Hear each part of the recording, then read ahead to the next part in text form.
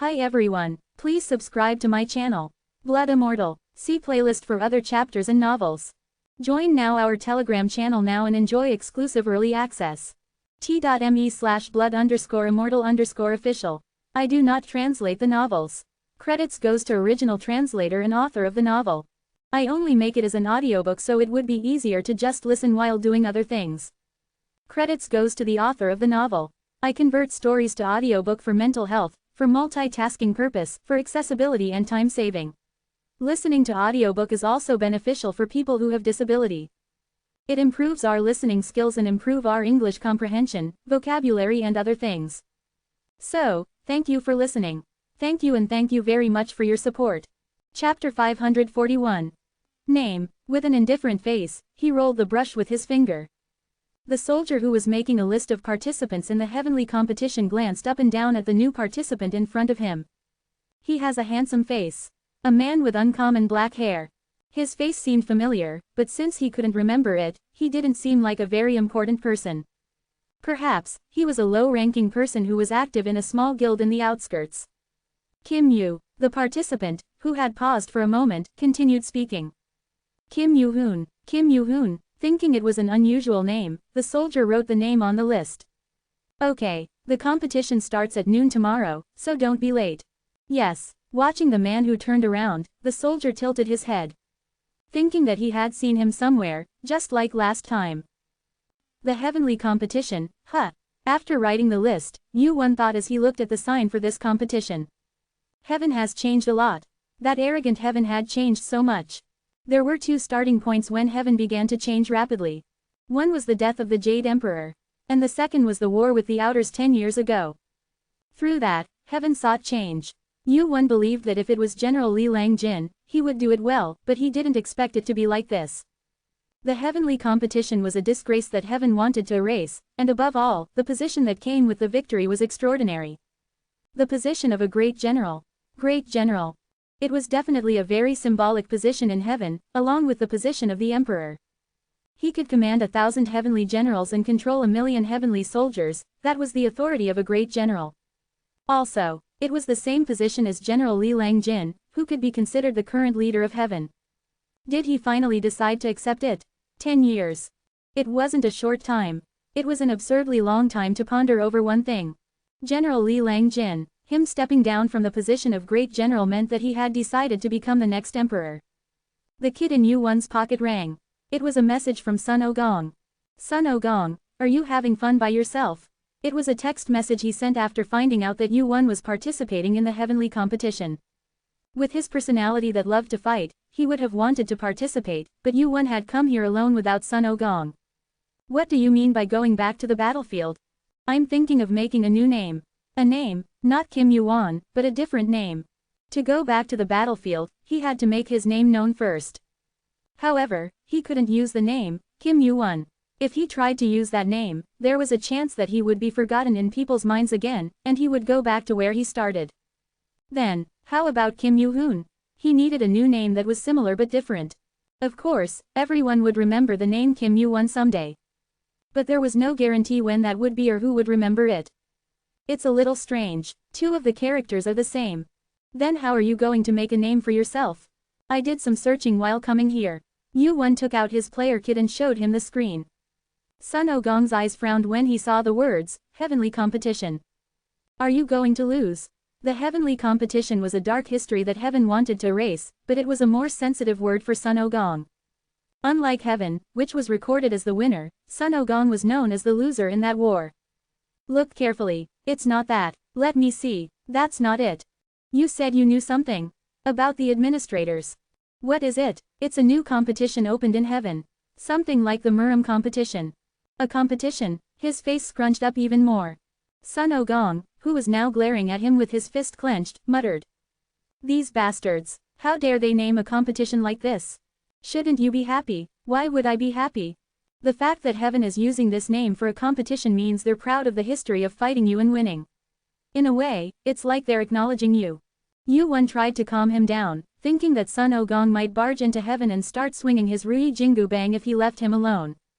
Sun Ogong, who had been growling, seemed to calm down and nodded. Anyway, so, are you saying you're going to participate in that competition?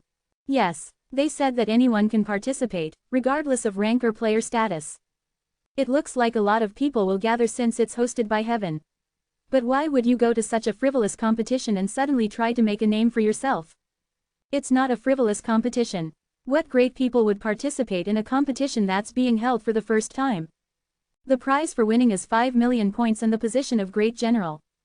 Great General. Even the fool Sun Ogong knew about the position of Great General. Now and in the past, there had only been one Great General in heaven.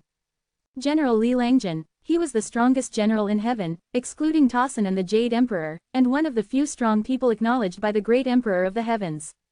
Why that bastard? He must be thinking about taking the throne now. Since there's no suitable heir. Isn't there Supreme Taoist? He hasn't been active for a long time. Wouldn't it be strange to suddenly give the position of Jade Emperor to a high ranker who hasn't been active for over 5,000 years? Supreme Taoist. He was a high ranker in heaven with a ranking comparable to General Li Langjin. However, his relatively low ranking was only because he hadn't been active for so long. In reality, his abilities were said to be on par with the Jade Emperor. He's doing something that doesn't suit him. General Li Langjin must have his own determination.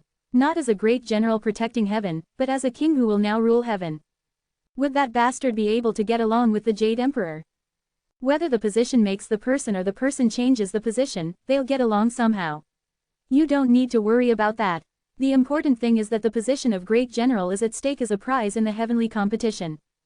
The position of Great General was one of the top 3 highest positions in heaven.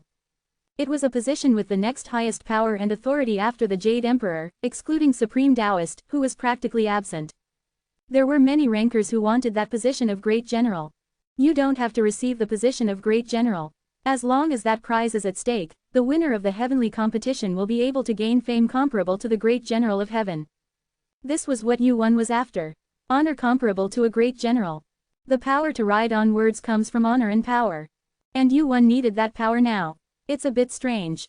What? It's not like you. You're usually so sure of yourself, but you seem too hasty. You're the strange one. Me. Why? You're being unusually sharp. Boom. As the Ruyi Jingu Bang flew straight at him, Yuan dodged it nonchalantly by tilting his head. Are you in that much of a hurry? There's a reason for that. A reason? It was a meaningful statement. It seemed like he had another purpose besides simply participating in the competition and winning. Sun Ogong, whose head had become complicated, scratched his head as usual and asked. You said you knew something. About the admins. Yes. It was Azathoth's memory, but Yuan clearly knew about them. That was why Son Goku said he was unusual, but he could clearly tell. Now was the time to go for the kill. Wang. The kit rang once more. A message had arrived from Son Goku again. Son Goku, is it fun? It was a message that didn't necessarily need a reply. It couldn't be fun, because the competition would be boring. Above all, it's probably much more fun over there. The day of the heavenly war had dawned. Amidst the chaos in the tower due to Vishnu's death. The atmosphere on the 50th floor was boiling hot, as if it had nothing to do with such complicated issues. It's huge. They say they've expanded the heavenly arena several times over. So all of this inside the wall is the competition venue. Giant screens in the sky were prepared for the audience who couldn't enter the competition venue. The size of the competition venue was 5 times that of Asgard's dueling grounds, and it was large enough to wage a war within. Inside the stadium, which was made of high walls like a coliseum. Among the hundreds of thousands of spectators, the first-seated participants were going up to the stadium. There are a lot of famous faces. There are a lot of them. The participants were far apart from each other. In a match where they didn't know when they would become each other's enemies, they had to maintain a certain distance to avoid being ambushed and taking damage. Tiring. It was then, as a message arrived on the kit, a number floated in the sky above the stadium along with a familiar notification. 1071 1071st. 1071. It was the number of first seed participants. The rules will now be announced. The participants were amazed by the message that rang in their heads. They've already intervened with the system. The heavens are great. It's only the first competition, but the system is already moving. There were 2 cases when the system moved.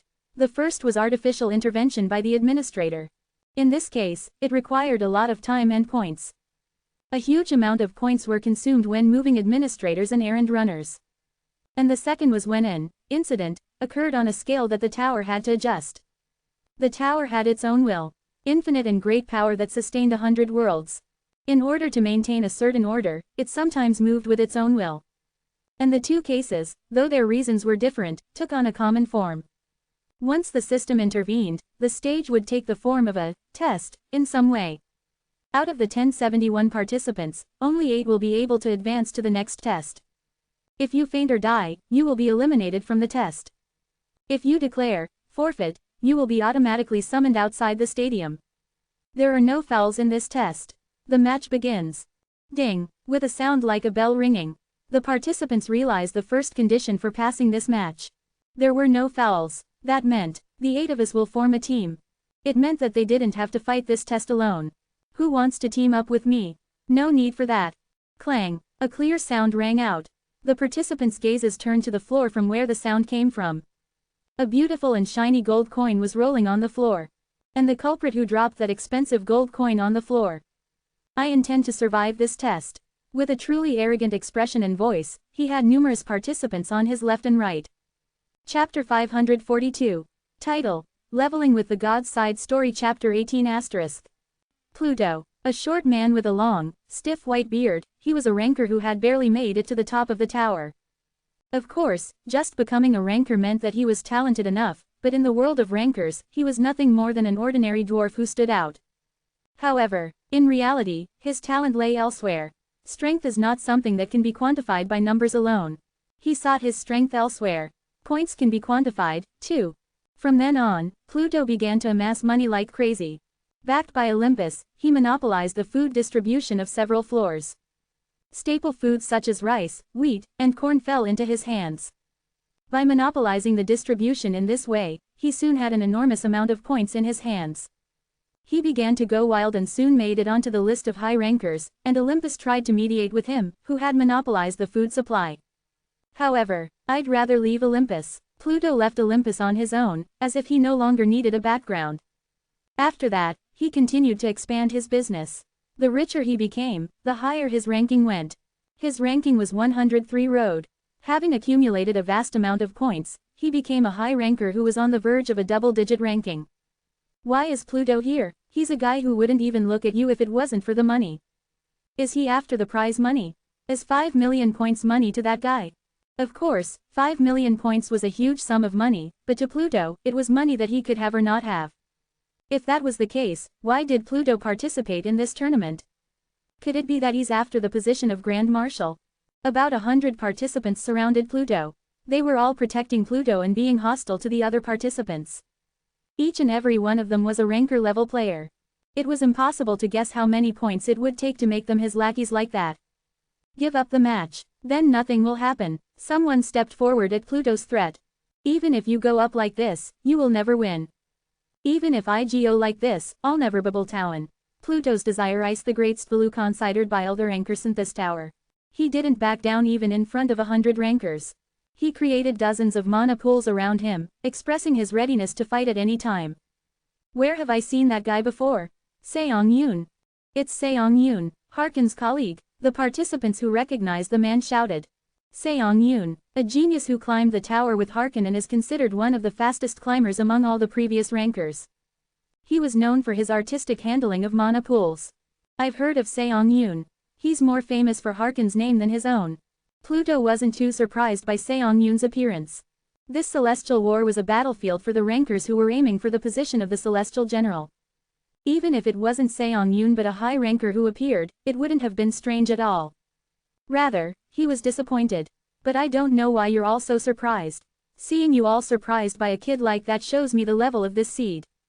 Pluto's mouth curled into a smirk. The gaze he had towards Seong Yoon and the participants around him was no different from how he would look at beasts or bugs. That's inevitable. Most of the skilled participants are on that side. Why didn't you come to this side? I clearly refused. He said he didn't need any more colleagues. Foolish. Actually, I never heard the reason for it. Reason? Why do you keep gathering colleagues for no reason? What do you gain by winning here? Seong Yoon's question was natural. None other than Pluto was participating in a position that didn't even pay. Ranking. I'm the richest in this tower. Even the residents of the first floor, down there, know that. Seong Yoon nodded. Everyone acknowledged his financial power, saying that he had inexhaustible wealth and called it Pluto's pocket. It started after that. My ranking stopped going up. No matter how many points I collected or how much wealthier I became, my ranking stayed the same. Ranking. The word shook the foundation of Pluto that the world had known so far. What I need now isn't points. It's greater honor, status, things like that. And wouldn't something like the Celestial General be great? What he really wanted wasn't points or gold. What Pluto really wanted wasn't points or gold. Skills and participants that were quickly intercepted. What Pluto wanted was the greatest value that all rankers in this tower pursued. Ranking. The reason he earned money was simply because that was the only way to increase his ranking. Furthermore, this test was guaranteed by the system. No matter how much it was the heavens, it couldn't reverse the reward of a test that had already been set. Whether they liked it or not, the heavens had no choice but to give the winning position to the victor. If I just obtain the position of the greatest general, my ranking will definitely increase. The heavens, who need my assets, won't be able to kick me out easily. Using money to sit in the position of the greatest general of the heavens and using that position to increase his ranking. It was a story that shook the foundation of the competition. After all, a competition hosted by the heavens pursued only one thing: strength. You're doing well. Are you relying on that great Olympus behind you? I only believe in my skills. Wong. The number of mana pools increased. The number of mana pools, which had been in the dozens, was approaching 100. If you just looked at the numbers, it was close to being a high ranker in terms of the ability to handle mana. Pluto's eyes flashed red at Lee Sungyun's abilities. Let's see those great skills. At Pluto's gesture, the participants he had hired began to move. Unlike a moment ago, the look in his eyes as he gazed at Lee Sungyun was full of murderous intent. He dares to act tough while relying on his pitiful talent. Lee Sungyun. He was known as Hargan's comrade and a member of the New Olympus. However, he wasn't just a show-off who relied only on his background, as Pluto had sneered. Lee Sungyun was known to have abilities in handling mana that surpassed even Hargan's. His ability to freely control over 100 mana pools was close to a miracle, and if time passed, he might be able to make a name for himself as a top high ranker. Ironically, it was that dazzling talent that made Pluto's eyes turn upside down. That talent will be the end of you. Talented people. They were the greatest enemies of Pluto. Cute. Along with a sharp flash, dozens of weapons, including skills, flew towards Lee Sungyun. Attacks that flew in from irregular speeds and directions. The moment Lee Sungyun's eyes scanned his surroundings, mana pools flew in. Kwang. Despite this, he was still able to maintain a ranking in the double digits, albeit barely, at 99th place. The skills and participants that were quickly intercepted. The other participants were abuzz as they watched Lee Sungyun single-handedly hold off the participants hired by Pluto. If that's the case, should we give it a try? There's a high ranker on that side, but Lee Sungyun's ability to deal with multiple opponents was considerable. Although the power of each mana ball was not impressive, his ability to control it was close to divine. An ability optimized for dealing with a large number of opponents with mediocre skills. The brief moment created by Lee Sungyun instilled hope in the hearts of the participants who had sided against Pluto. We can do it, so what if there are more of us? Right. Damn it. Yeah, we just have to be in the top 8. Let's take those guys out first. The participants who had not given up joined forces with Lee Sungyun. Lee Sungyun stood at the forefront, blocking Pluto's participants, while the other participants blocked the enemies approaching Lee Sungyun. He's tougher than I thought. Just then, after several minutes of intense fighting, Pluto looked around at the other participants around him. Will you come out? 5 participants stood as if escorting Pluto. One of them nodded and replied. I will, thank you. I'll make sure to give you a generous bonus. Make sure you take good care of the half elixir at the top. If you don't, I'll be the first to shoot you. Don't worry, I'll take care of it. Thud. A long-haired man walked forward with a warning. It was a godsend that I was able to hire that guy. Pluto chuckled as he watched him pull out his bow. The victory is mine, you poor bastards. Thud. Unusually deliberate footsteps. It was as if he was all alone on this chaotic battlefield. He seemed margin there is. And that was a greater threat to Lee Sungyun than any other. Who are you, Lee Yi? The man who pulled an arrow from the quiver on his back introduced himself. My name is Lee Yi. Lee Yi. Lee Sungyun's eyes widened. Lee Yi. Any ranker would know about him. An unaffiliated ranker who moved alone and belonged to no one. Nevertheless, he maintained a ranking of 99, which was in the double digits even if it was barely hanging on. Why someone like you? I understand. That extreme, that extreme. Li Yi's bowstring was slowly pulled. I'm also embarrassed. The arrowhead was pointed at Lee Seong-yoon's throat. So give up. I don't want to crush a budding new talent. If you say you're going up, I'll do it. You're one of the candidates who can win this competition. Li Yi was definitely a ranker who had the potential to become the Heavenly General. He had a high ranking of 99 even though he hadn't done much. If he were to become the Heavenly General and start his full-fledged activities, his ranking would surely go up by dozens of steps in an instant. However, shoot, since he was on Pluto's side, Lee Seong-yoon couldn't back down. At the same time, I will aim for the fat pig behind me. What a pity, what do you mean? That such a pig and a gem like you will die together. Li Yi smiled bitterly, but I understand. In my situation, I can't let that pig die. Li Yi's bowstring was slowly released. In the slowly passing time, Lee Seong-yoon's eyes were fixed only on Pluto behind him. I won't die. Pluto was the one who moved Li Yi. If he could somehow eliminate that guy, he could turn the situation around. Avoid Li Yi's bow and intercept Pluto. Lee Seong-yoon concentrated numerous mana pods on one point for that purpose. The moment the arrow is fired, cute, I'll aim for that guy's neck too. At that moment, the intricately intertwined mana pods made a loud noise. Tick, Li Yi's arrow was fired with a very small sound. It was too different from what he had expected. Huh. Lee Seong-yoon's mouth uttered a bewildered voice as he failed to react to the incoming arrow. Li Yi's arrow, which was known to penetrate mountains and pierce the moon and sun in the sky. Who would have imagined that it would fly with such a dull sound? It was too late to move the mana pods that had been concentrated at one point. The arrow was flying straight at Lee Seong-yoon's throat. And at that moment, you've grown a lot. Tick. Swish. Amidst Lee Seong-yoon's vision, a single sword cut through the air, severing Ye's arrow vertically. Chapter 543. Something unbelievable happened. Tick, tick. Yeon's arrow, which had split into two, fell to the ground powerlessly. A brief moment of silence. A man with black hair entered Lee Seong-yoon's vision. He looked familiar. A Korean, that was his first thought. The world Lee Seong-yoon lived in, Earth. There were many players who had come to the tower from that place, but only a few had made it past the 50th floor. But now, a player from Earth, and Korea at that, was participating in this heavenly war. Who are you? You're not ready to face a high ranker yet. You're not Hargan. Lee Seong-yoon's eyes widened as they met Yuan's, who had turned his head. He really was Korean, someone from his hometown, who became harder to meet the higher he climbed. He wanted to greet him, but this wasn't the right time. This isn't something you should be butting into.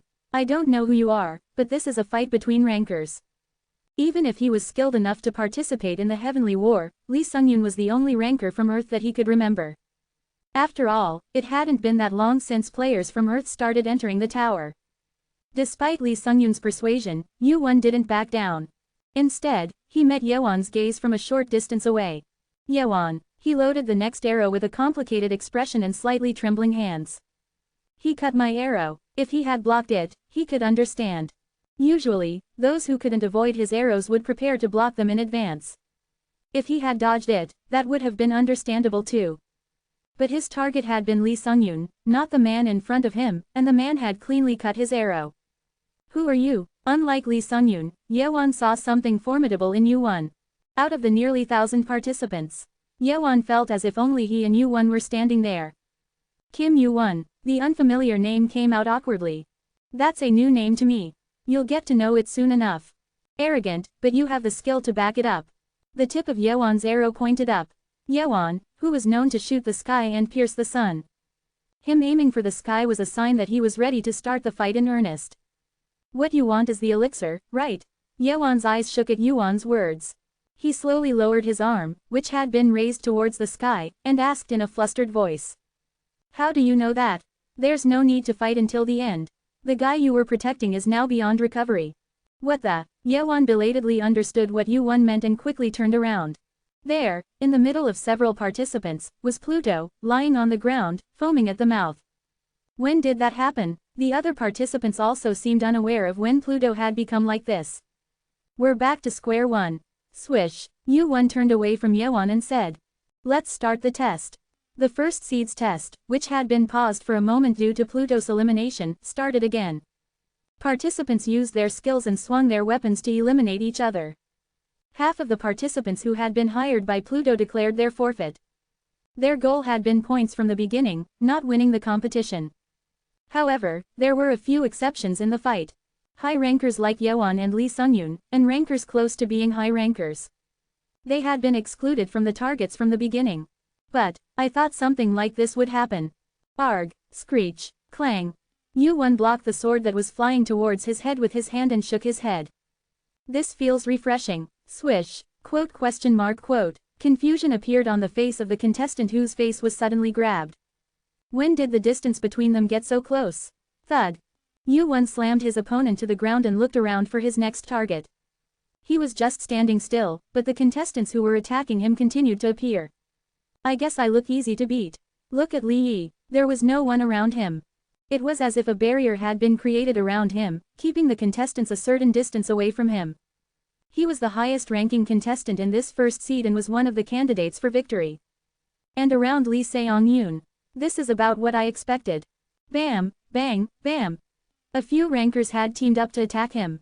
The four rankers, who seemed to have known each other from the outside, worked quite well together. However, Lee Seong-yoon's control over mana was so high that he could easily block them. His skills are so good that they overcome the difference in stats. He realized once again how long 10 years really was. He learned well. Long ago, Yu-won had taught Lee Seong-yoon, who had come with Hargan, for a while. Even then, Yu-won had recognized Lee Seong-yoon's talent. In terms of talent and potential alone, Lee Seong-yoon was not that different from Yu-won. However, for some reason, in the future, he hadn't even been able to pass the tutorial. I wonder why. Seeing Lee Seong-yoon, who had become a ranker, made him curious about the guy. If Lee Seong-yoon had been alive in the future, the fight against the outer gods might have been a little easier, he thought. Crunch. It was then, he wondered why his next opponent hadn't appeared yet, but someone was approaching Yu-won. The most dangerous beast in this first seed. A dragon and a tiger that neither rabbits nor foxes could dare to approach. Lee Yi. He finally moved. His eyes, half covered by his hair, glared at Yu-won. His gaze was sharp, but he was not in an aggressive stance. He was an archer. If he had intended to fight Yu-won from the beginning, there would have been no reason to close the distance like this. Whoosh, twang. On the other hand, the contestants slowly backed away from him to avoid him. Yu-won clicked his tongue as he watched them. They're afraid of their opponent and are entering the archer's territory. The reason why Lee Yi had approached Yu-won was because of this. He had stated in advance that he had no intention of fighting. Yu-won put the sword back in his hand. Lee Yi, who had just seen the sword that Yu-won had been wielding, opened his mouth. That's the kusanagi, isn't it? Yu-won was a little surprised at Lee Yi's words as he watched the red blade slide into its sheath. He never thought that Lee Yi would know about the kusanagi. Where did you get that? Do I really have to answer that? Right, he seemed curious about something. Despite having something he wanted to talk about, he didn't say much. He knew what he was curious about. He was probably shocked that Yu-won had cut his arrow. And then, did you eliminate him knowing that I wanted the elixir because you were prepared to fight me? It was also because of the elixir, an item that he desperately needed. Depending on the answer, Lee Yi was sure to show his killing intent towards Yu-won at any moment. If he had eliminated Pluto despite having no other way to obtain the elixir, it would have been because he had interfered with Lee Yi. However, I know how to get the elixir. Yu-won knew how to get what Lee Yi wanted. And it was something more precious than what Pluto had. And it's not diluted, it's the real thing. Really. You'll have to figure out how to get it. I only know the method. That's fine. If there's a way, I'll do whatever it takes. That's my job. The reason why Lee Yi tried to get even diluted elixir was because it was that difficult to obtain. An elixir that cures all diseases, makes you invulnerable to all poisons, and turns the body of an ordinary ranker into something close to a high ranker's body. Getting it was never easy, even for Lee Yi. So what's the method? If you know that, are you going to forfeit and leave right away? Of course. Then wait a little bit. At least until this competition is over. Why? The competition won't take that long. You'll find out when the time comes. Lee Yi's expression changed drastically at Wu-won's answer. The elixir was more urgent than anything else to Lee Yi. But he was told to wait without even giving a proper reason. I'm losing faith more and more. Swaa. The magical power flowing out of Li Yi began to consume the surroundings. A sharp wind brushed Wu Won's cheek and passed by. It was a wind that would have left a sharp wound on the face of an ordinary rancor. Li Yi narrowed his eyes fiercely, as if he was about to pick up his bow again. Are you lying just to get past this moment? To pass the preliminaries? Well, Wu Won looked at the bow hanging on Li Yi's back. I don't think I need to go through the trouble of lying like this. What? I can't help it if you don't believe me. It was a stubborn response. Wu Won's words were no different from, if you come, I'll fight you.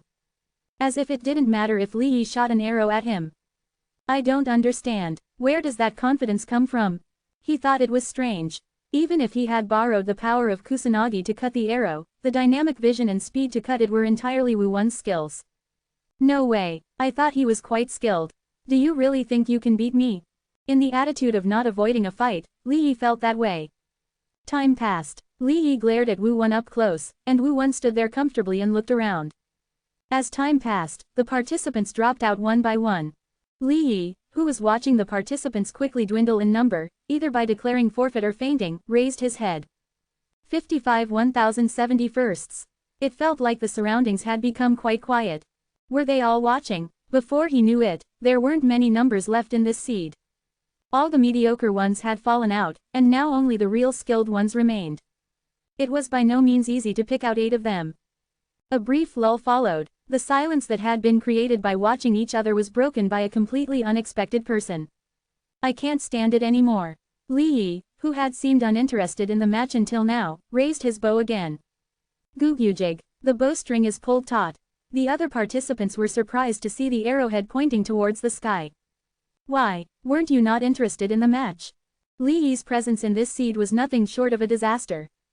The gap between a high ranker with a double-digit ranking and an ordinary ranker was on a different level. Those who are unqualified, get out of here quickly. Those who can't even block this arrow are not qualified to move on to the next round. Is it because he's impatient? Instead of urging Wu Won, Li Yi decided to end this preliminary round quickly. Ying, an arrow that begins to expand, consuming a vast amount of magical power. I hope more than 8 of you survive. At the end of Yuan's gaze, who shot the arrow into the sky, stood Yuan. Chapter 544. Arrows rained down. It was as if it was raining. Sharp raindrops tinged with blue mana pierced through solid armor and flesh as they poured down. Spare me. Run away. I give up. I surrender. Awa. Screams, like the sound of rain, spread out over the stadium amidst the storm of arrows. A single arrow shot by Li Yiyun. The catastrophe it created rapidly reduced the number of survivors who had survived the first seed. And among them, the survivors, Li Yiyun, who had shot the arrow, scanned the number of remaining survivors and their faces. That guy's still alive, Li Seong-yun. He had used a mana-created barrier to protect himself from the rain of arrows. It seemed that one arrow had hit his shoulder, but it was still impressive that he had managed to block it. In the first place, it was a wide area attack that was difficult to block unless you were a high ranker.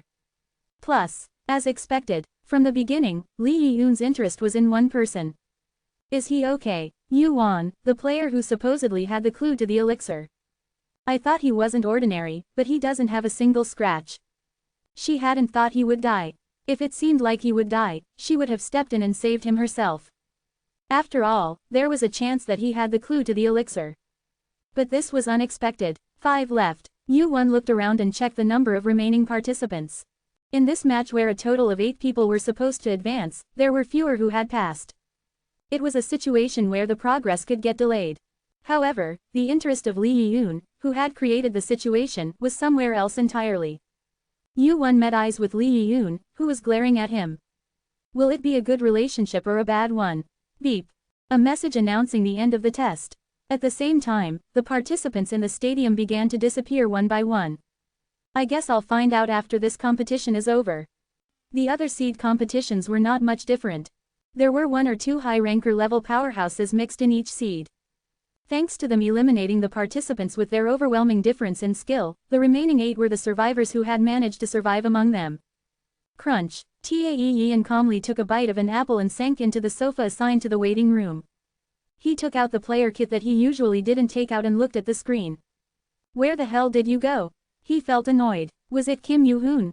Because of that guy, whose name he had never even heard of, Pluto was eliminated from the exam, and the way to obtain the diluted elixir was gone. And the guy named Kim Yoo-hoon, who was supposed to be able to get the real elixir, had not been seen since the end of the preliminary round. He's not visible in the rankings. The name Kim Yoo-hoon was not visible among the names of the high rankers. Not only the high rankers. No matter how much he searched the rankings, he couldn't find Kim Yoo-hoon or any similar names. As he went down the rankings, the only 3 letters that came close were the name Lee Seong-yoon. There's no way he could have deceived the management bureau. Lee Yi's brow furrowed. Is my gut wrong? The ranking management bureau. They had been ranking players and rankers since a long time ago.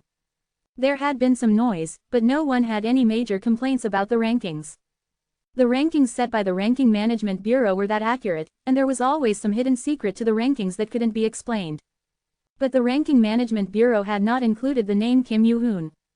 Should I think I was deceived? What were the chances of getting a clue to the elixir from a ranker whose name was hard to find even in the rankings? No, now he even doubted whether the guy was a ranker. His head was getting complicated. As he sat in the waiting room like that, staring at the kit. Can you move out of the way instead of taking up space? A shadow fell over Lee Yi's head. Inside the waiting room used by dozens of participants. She spoke to Lee Yi, who had a serious expression on his face, without fear. But, wow, is it Aphrodite? It's a statue. Her hair color is different. Beautiful silver hair that looked like it was made of fine thread. Skin that was whiter and smoother than her hair. She was as beautiful as Aphrodite, the goddess of beauty, who had descended from heaven.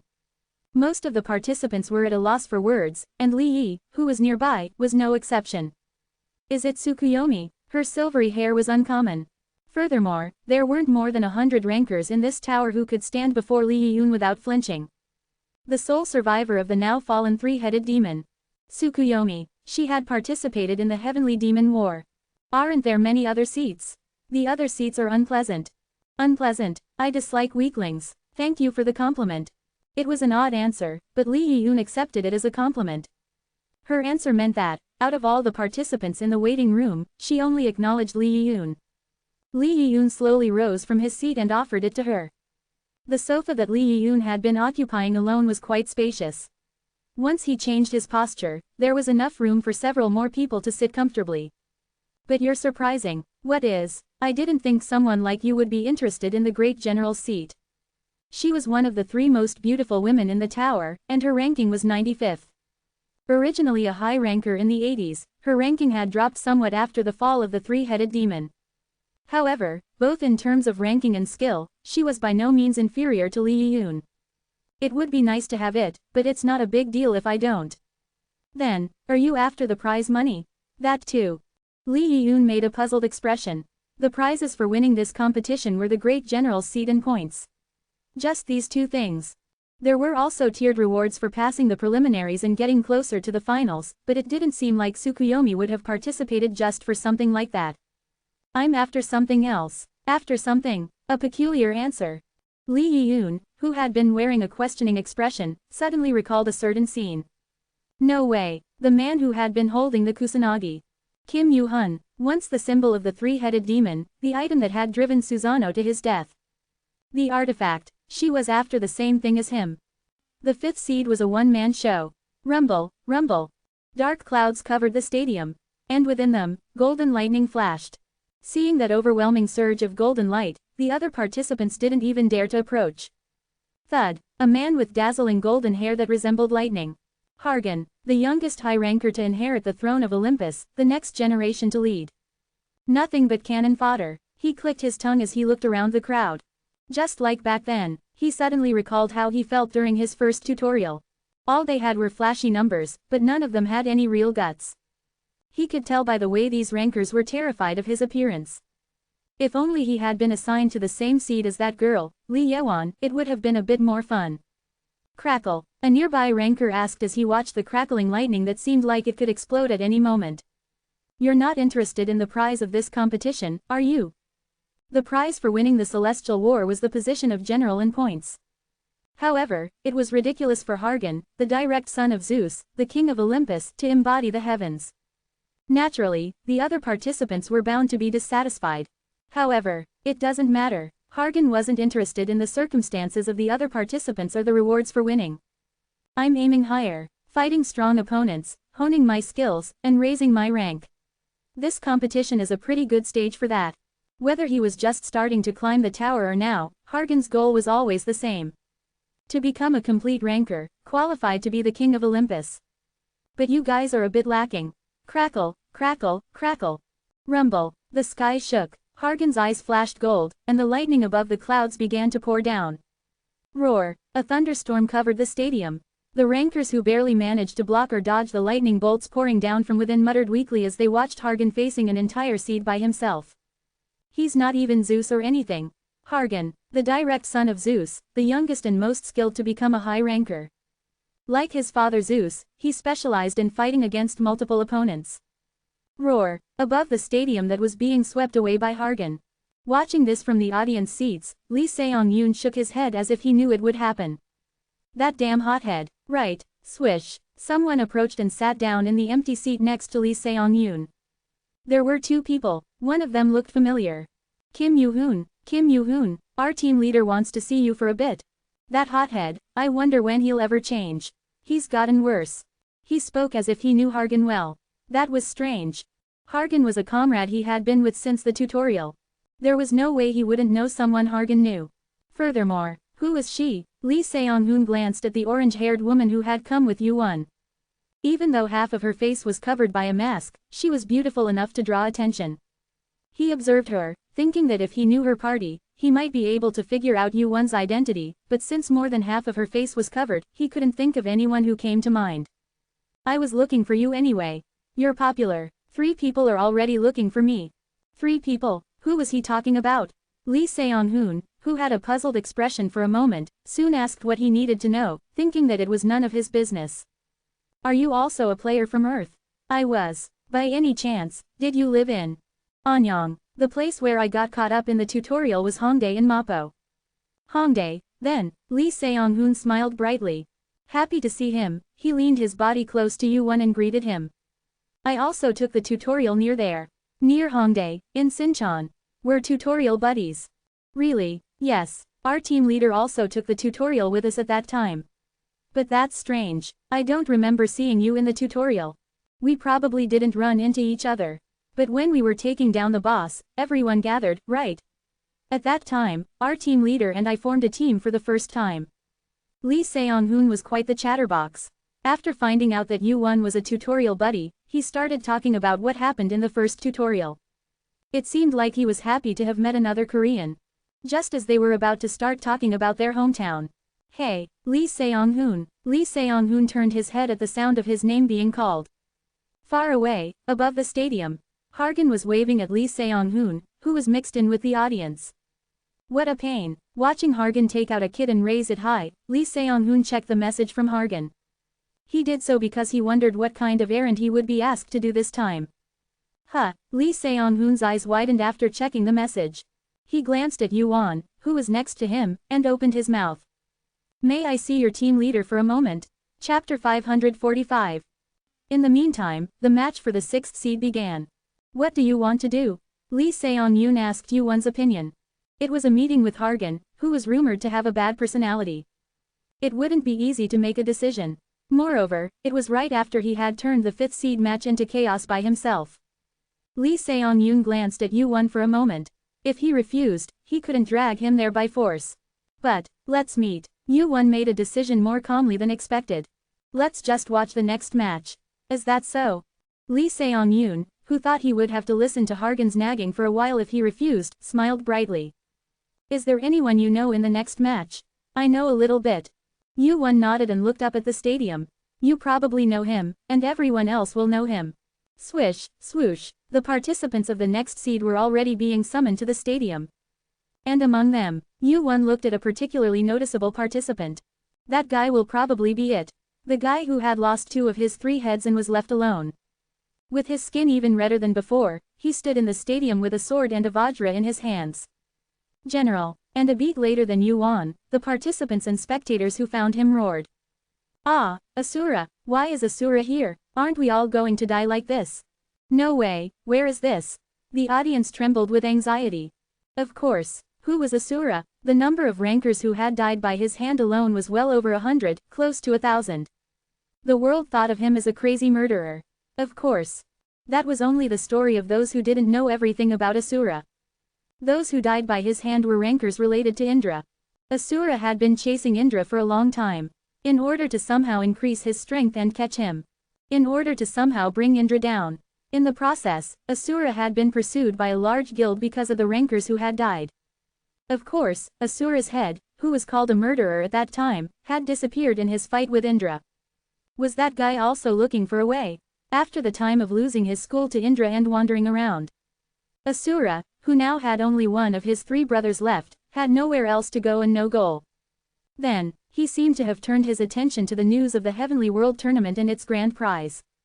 His decision has changed. The Asura of the future, after succeeding in his revenge against Indra, eventually took refuge in Deva.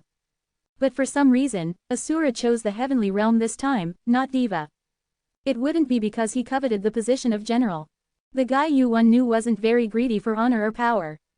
The reason was probably just because he needed a place to fight. The position of general, or the faction to which he would belong. Everything that followed was just an additional thing. Let's go. Right now. Yuan stood up right away, even though he had said he would see the next seed. Huh, weren't you going to watch? I was just getting interested. Asura was the highest ranked among the currently known Heavenly World Tournament participants. No, it wasn't just the participants of the Heavenly World Tournament. His ranking was 11th, higher than the current Heavenly Realm General, Li Rangjin. The result is obvious anyway, so there's no need to watch. You were just going to check. Lee Seong-yoon looked incredulous. Do you happen to know Asura? Asura was known to have been climbing the ranks as a loner without forming a team with anyone, not even the great heavenly kings. But Yuan's behavior seemed to welcome Asura's participation. No, not now, not now. It was an answer as if there had been in the past. Before Lee Seong-yoon's puzzled expression could fully resolve, Yuan urged him. Are you not going? You said you'd wait. The place that Lee Seong-yoon guided them to was a secluded corridor far from the waiting room. Lee Seong-yoon sighed as he walked down the corridor that looked like it could be used as a shortcut in an alleyway. I'm sorry, both of you. I wanted to talk quietly, so. It's okay. Me too. Lee Seong-yoon sighed in relief at Yuan and Pandora's permission. He was worried that they might be offended because the place was so dark, but fortunately, they didn't seem to mind. But who the hell are they? On the way to meet Halgan, Lee Seong-yoon glanced at Yuan and Pandora several times. I'm sure I've seen that silhouette somewhere. This sense of déjà vu was not something he felt from just one person. From Yuan, he felt a familiarity as if he had met him somewhere before. Pandora, who was next to him, had a silhouette that he had definitely seen before, but he couldn't remember who it was. Oh, are you here? In the distance, at the end of the corridor, Halgan waved his hand. I almost fell. I was badly hurt by that bastard, Li Yi. If you don't know, be quiet. That guy's arrows were sharper than the spears thrown by the team leader. He wasn't just aiming for you, what? Lee Seong-yoon's expression distorted at Halgan's playful teasing. Although he had quickly stopped the bleeding, Lee Seong-yoon's condition was not good enough to perform properly in the next main event. As much as he wanted to smack Halgan's smiling face with a mana ball. He's a jerk because he's ranked. Halgan's rank was 513th. He had reached the level of a full-fledged high ranker, not a chin-up. His skills were growing day by day, and now he wondered if he was even stronger than his rank suggested. No matter how strong Lee Seong-yoon was, he couldn't think of attacking Halgan recklessly. Anyway, I'm glad. If you had died there, I would have had to settle things with Li Yi. Halgan's eyes, which had been playfully teasing Lee Seong-yoon, suddenly flashed fiercely. He soon returned to normal, but in that gaze, Lee Seong-yoon could tell that Halgan's words were not empty. By the way, behind you. It was then that Halgan's gaze turned to Yuan and Pandora. Was it Kim Yoo-hoon? Seong-yoon's hometown friend. It's hard to remember your names. Halgan's expression as he looked at Yuan was somehow familiar. As if he had seen this once before, Yuan could predict what Halgan would say next. Do you have a guild or team you belong to? Swish. Halgan held out his hand to Yuan. A long time ago. Just like when they first met in the tutorial. If not, be my colleague. In the future, let's lead Olympus together. Pick. The corners of Yuan's mouth went up. It was a laugh that burst out involuntarily at Halgan's actions, which were exactly as expected. However, that laughter was enough to be perceived as a mockery depending on who saw it. Why are you laughing? I thought you'd do this. Do you happen to have a guild? If so, tell me. We'll cover the transfer fee. In order to bring in a ranker who belonged to a guild, a transfer fee was required. It was a kind of consolation fee paid so as not to spoil the relationship with the guild the ranker originally belonged to. However, the transfer fee was not small, ranging from hundreds of thousands of points to tens of millions of points. Nevertheless, the fact that he brought up the transfer fee first meant one thing. It meant that he liked Yuan that much. I don't belong to any guild. I just don't feel like joining any of them right now. Are you aiming for the position of commander? No. I thought so. Halgan believed in his eye for people. Moreover, his eyes were actually quite accurate. The fact that he had made the same offer twice even though he had lost his memory of Yuan proved this even more. He failed to recruit him to the guild. Hargan's proposal here was obvious. I'm sure you're not under anyone. So, how about being friends? Friend, Yuan had accepted this proposal before. And this time, it was not much different. That's not bad.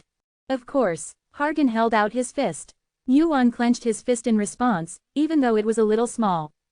Hargan's gaze, which seemed satisfied, turned behind him at that moment. Is there one more? It seemed like he had only been interested in Yuan from the beginning. He greeted Pandora, whom he had unintentionally ignored, with a friendly smile. I'm sorry, I'm not really interested in other people His voice gradually faded. Co. Hargan's eyes widened, and he opened his mouth blankly with an uncharacteristic look of surprise. Pandora, yes. Surprised by the unexpected name that came out of Hargan's mouth, Lee Sung-yoon looked back at Pandora. And only then did he realize why he felt like he had seen her somewhere before. He couldn't help it, she was one of the three beauties representing this tower along with Aphrodite and Tsukuyomi. Unlike Aphrodite, who actively appeared in magazines, the other two were only known through a few circulating photos, but there was no one who didn't know their faces. Furthermore, why are you two together?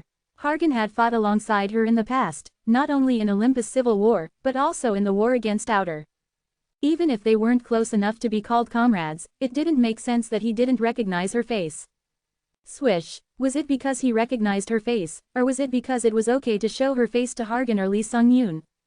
Pandora took off the mask that had been covering her face and answered. We got married. Mar, his eyes, which he thought could not get any bigger, widened as if they were going to tear. Yuan barely held back his laughter as he watched Hargan and Lee Sung-yoon, who were equally surprised. The ceremony hasn't happened yet. Since Pandora had been insisting that Yuan was her husband for some reason, the two had not had an official ceremony. In the first place, not many people remembered them, so even if they had a ceremony, they planned to have a small one. I'll invite you later. Hargan was worth inviting. Hargan nodded, his soul seemingly lost, perhaps because of the continuous surprises. Instead, Hargan's gaze on Yuan grew stronger. He had been satisfied with being just friends, but now he seemed to want to be a comrade at all costs. He's full of secrets. I really can't see anything. Hargan had a fairly large presence within Olympus. As such, before coming to this place, Hargan had briefly investigated the player named Kim Yoo-hoon. But it was strange, no matter how much he searched, he couldn't find any records of a player named Kim Yoo-hoon, let alone a player who knew him. So he thought he was just a ranker who had been hiding somewhere and had just emerged into the world. How did he get involved with Pandora? Hargan stared intently at Yuan's face. He's handsome, but not as handsome as me. Above all, there was no way that Pandora would fall for just a face. That meant that he had something that could charm Pandora. Hargan couldn't calm his mind because he was curious about what that was. So you're coming to our wedding later. We're friends, right? As if things were going according to plan, Yuan continued speaking before Hargan could even answer. I'm busy, so let's just say we've built a friendship. I have one favor to ask. A favor? What is it? If it wasn't difficult, he planned to grant it. Hargan was so desperate to win Yuan's favor that his body was burning. But, just send a text to your father. Hargan felt as if he had been struck by lightning at Yuan's request. Tell him to prepare to rain lightning bolts down on this arena. Chapter 546. At the highest point of Olympus. A man was walking towards the hazy temple above the dreamlike clouds. Clack, clack, heavy armor shook with each step. Holding a further strengthened aegis in her hand, Athena looked at the great architecture that appeared before her. It's been a long time. The one who sat on the throne of the sky. The palace where Zeus resided. It was larger and more splendid than the castle of a large guild, despite being a place for a single person. Zeus, the owner of that palace, had always valued his dignity. And the grandeur of the palace was the starting point for that.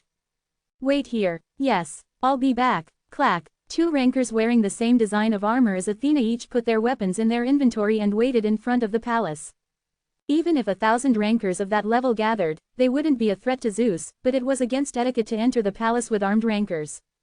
And so, Athena stepped into Zeus's palace for the first time in nearly a decade. You've come. The center of the palace. The sky was wide open, and below it was a small pond with koi. Zeus, who was sitting on the edge of the pond, was leisurely throwing food to the carp. Who would have believed it? This leisurely figure was the greatest being in the tower made up of 100 worlds. Yes, father, the fact that you've come here again means that the peaceful times are over. Is that because I'm a symbol of battle? A symbol that protects peace? An unexpected answer. Athena, who had been kneeling on one knee and greeting him respectfully, looked up at Zeus. It was a blunt remark, as usual, but it felt warm somehow. Is it comfort? She knew it too. The fact that she had come here again to meet Zeus meant that another great battle was about to begin. That was why Athena's every step was important. Depending on where she went, the world trembled with anxiety. It was the same now. Very few people in Olympus knew that she was visiting this place. That was why she had only brought 2 rankers with her.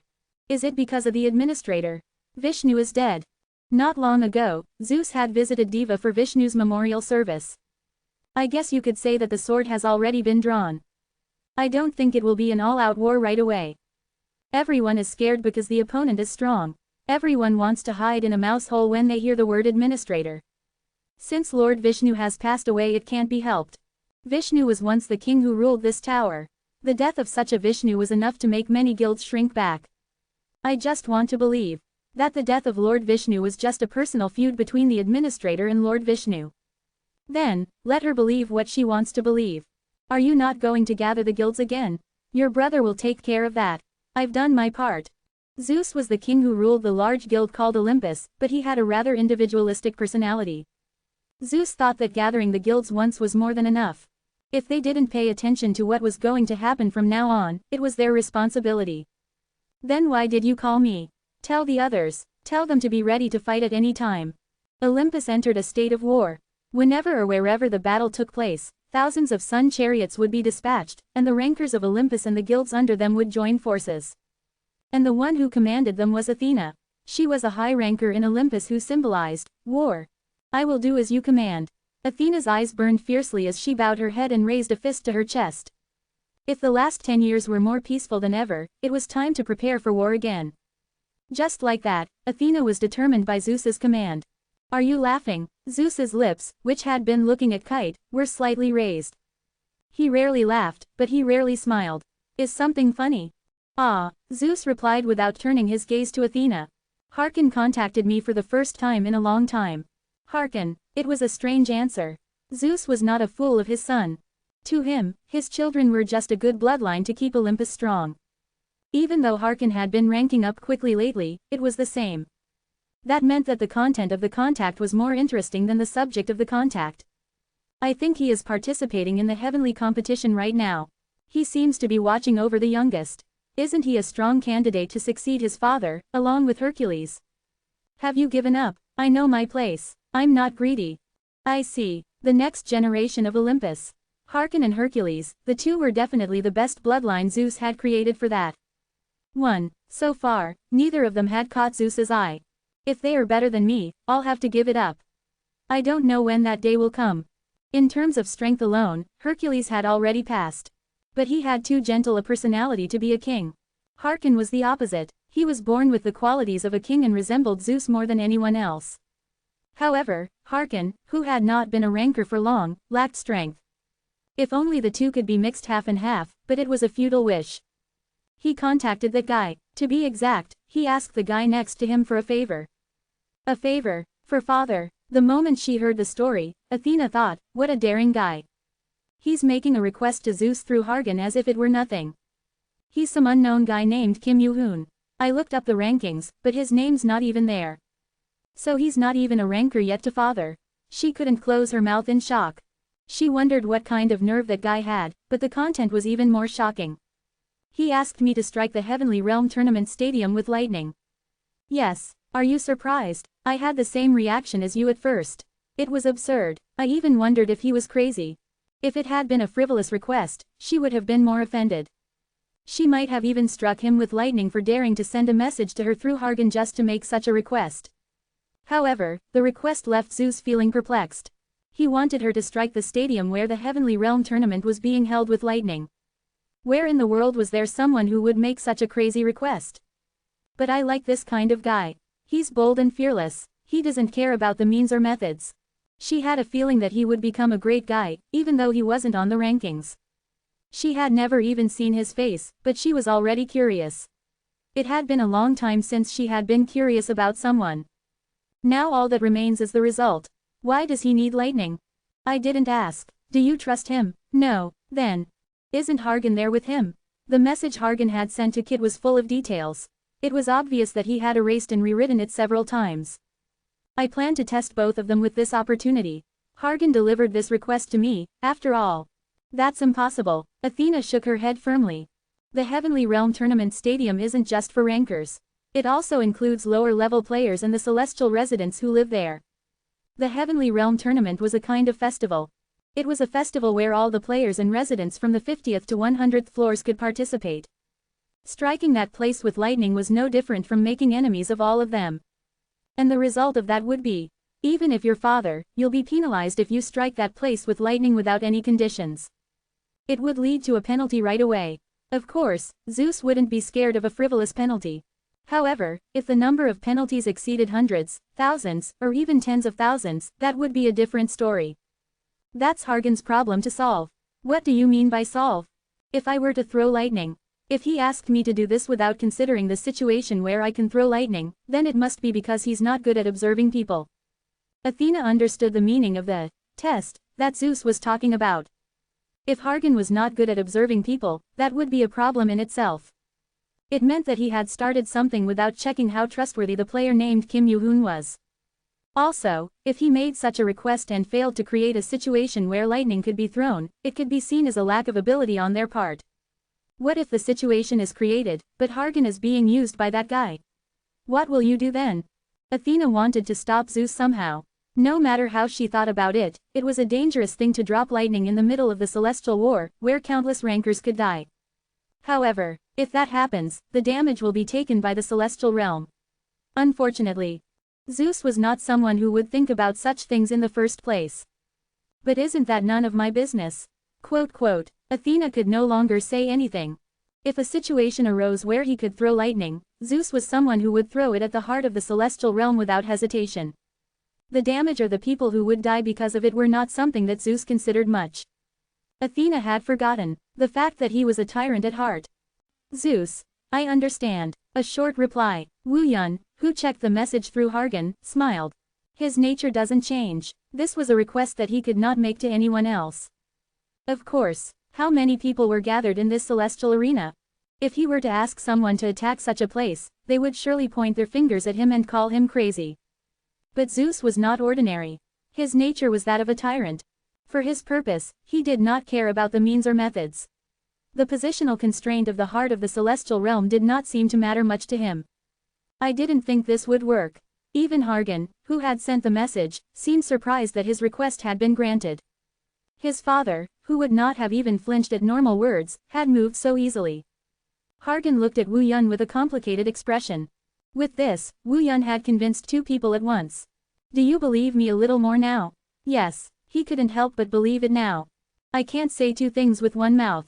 In the first place, he had promised to believe Wu Yun's words if Zeus's permission was granted. Otherwise, Wu Yun's story would have seemed too absurd to believe. Hargan sighed and looked up at the ceiling. The Celestial War. One of the mainstays of the giant guilds, a grand festival to determine the celestial realm's greatest general. It was still hard to believe, but if Wu Yun's words were true, this tournament. The administrator might really show up at this tournament. Soon, it was going to be pandemonium. Chapter 547. Lightning above the arena. What does that mean? When Hargan first heard Yu Won's request, he was wary of him. He thought that maybe the man named Kim Yoo-hoon was a terrorist sent to destroy the Heavenly War. But soon, he couldn't help but be more surprised by Yuan's words. The administrator will appear here. Administrator. You have your own information network, so you should know. It's related to Vishnu's death. It was an unbelievable story. The news that Vishnu's death was related to the administrator was already widely known among rankers. Some spread the conspiracy that it wasn't the administrator but a rival guild that had taken action, but it was a meaningless story. Furthermore, it was Zeus, Hargan's father, who had most strongly advocated for an all-out war with the administrator. Hargan pondered over Yuan's words. Should he believe these words or not? It was a hard story to believe, but if it was true, he couldn't shake the thought. And then, Yuan suggested a compromise. Ask Zeus to decide. If he agrees to what I said, then believe me, and if not, then don't. He left the choice of whether to believe or not to Zeus. Hargan, who had been contemplating for a moment, accepted his words. The Zeus he knew had never been wrong in this kind of choice. And the result, Zeus really accepted Yuan's ridiculous request. 2 days had passed since the Heavenly War preliminaries ended. The main tournament will begin in the afternoon. Considering the nature of the Heavenly War, where the finals will be held within a day, he couldn't help but sigh even deeper. Chew. Hargan put a piece of gum in his mouth and chewed it while looking up at the ceiling. As planned, Zeus's lightning will strike this arena today. The problem is the penalty. Even Zeus could not drop lightning on the arena without any restrictions. If the situation is not right, Zeus will not drop the lightning. In the end, it was their role to create the situation. What do I do? When his worries were gradually deepening. You don't have to think too much about it. Yuan, who was taking a break in the waiting room with him, opened his mouth. I'll take care of that. Do you have any idea? I do. Then share it with me. No, not now. Seriously, did I make a friend for nothing? Hargan looked at Yuan with suspicious eyes. He couldn't figure out his intentions, so now he was starting to doubt him. Of course, now that Zeus's permission had been granted, it was no longer Hargan's problem to intervene. Just get some rest for now. Yuan continued to close his eyes and yawned longingly. There are only 10 minutes left. Right, as planned, there will really be a big fight in the Heavenly War soon. The administrator and his errands. If they fought against the players, this place would obviously become a battlefield. 10 minutes. Tick, tick, tick, tick. I'll adjust my condition as much as possible during that time. Bang. As the door opened roughly, the eyes of Yuan, Pandora, Hargan, and Lee Sung-yoon, who were gathered in the waiting room, turned towards it. Then, wow. Hargan was surprised by the unexpected guest, and Lee Sung-yoon opened his mouth. A beautiful woman with long silver hair appeared with a cold chill. Tsukuyomi had come to the waiting room of the four. I'm sure the door was locked. Yuan, who had been lying down, slowly opened his eyes. Did you just break in? I found it, finally. Hargan and Pandora should be the most famous people, but Tsukuyomi's gaze was fixed on Yuan. Her eyes were quite sharp. She quickly walked up to Yuan and held out her hand to him. Hand it over. This. Clank. Yuan shook the kusanagi and the Yasukani no Magatama attached to his waist. In addition to that, this, a transparent mirror from his inventory reflected Tsukuyomi's face. All of them. Just because you're looking for them doesn't mean I have to give them to you. I'll spare your life. I have a lot of money. Tsukuyomi's eyebrows twitched at the blunt refusal. The other two, excluding the Yada mirror, were originally ours. They weren't yours. That's. Just as Tsukuyomi was about to retort. Creepy. Tsukuyomi raised her head at the goosebumps on her back. Her silver hair fluttered, and her mana, which resembled the color of moonlight, spread around her. You, get out, Pandora. Tsukuyomi narrowed her eyes at Pandora's hostile behavior towards her. She didn't know about the other 3 people present, but Pandora was definitely not an easy opponent. Pandora's rank was 41 Street. She was the only survivor of the 3 heavenly kings and had a higher rank than herself, who was ranked 95th. I'm sure I didn't see her on the list of participants. Pandora was an unexpected variable. Tsukuyomi intended to use force if there were any difficulties in retrieving the 3 heavenly treasures. Fortunately, the opponent with the 3 heavenly treasures wasn't that great of a ranker. But then the variable Pandora got involved. Do you trust her? Don't talk to Yuan. You're closer than I thought. She couldn't be a mere bodyguard. She had heard rumors about Pandora a few times. She didn't belong anywhere, and she didn't team up with anyone. In fact, it was quite a topic when she, a recluse ranker, came out into the world, but now she was nothing more than an eyesore to Tsukuyomi. Should I fight her? Crack, whoosh, the temperature around them dropped, and the room became cold. She was slowly preparing herself for battle. She couldn't guarantee that she could defeat Pandora, but she couldn't back down with the 3 heavenly treasures right in front of her. Just as the two were about to clash. How did you know I had the 3 heavenly treasures? Yu-Won stepped between the two, and the fight that was about to ignite paused for a moment. Crack, whoosh, the frozen air followed Tsukuyomi's gaze towards Yu-Won. A suspicious expression, but she knew it too. That the chances of getting the 3 heavenly treasures by fighting now were not that high. I had a way. Knowing that method means you also know how to merge the 3 heavenly treasures. Tsukuyomi's eyes widened at Yu-Won's words. An expression as if asking how he knew that. And from that expression, Yu-Won made a decision. Then I'll give it to you. All 3. Really? Tsukuyomi exclaimed uncharacteristically. She smiled brightly, approached Yu-Won, and grabbed his hand. I'll definitely pay you back for this. Points, land or business rights belonging to the 3 heavenly kings, just name it. I'm rich too. Well, I'll take it if you give it to me. No one hated money, and Yu-Won was no different. No matter how fallen they were, it was easy to guess how much wealth the 3 heavenly kings, who consisted of high rankers in the double digits, had accumulated so far. I'll add one more to that. One more. Tsukuyomi nodded as if she could do anything if she was only given the 3 heavenly treasures. If she knew the value of the 3 heavenly treasures, she wouldn't have given them up so easily. That's why Tsukuyomi had visited this place, thinking of giving up most of the things he had. What would the other party ask for?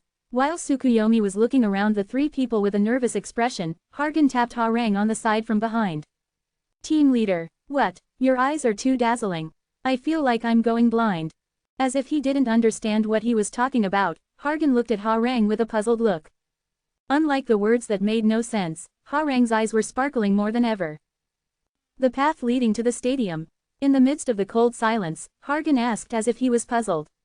Isn't Pandora participating in the competition? If she participates, she'll be one of the candidates to win along with Asura. A ranker like Pandora was good enough to be considered a candidate to win this competition.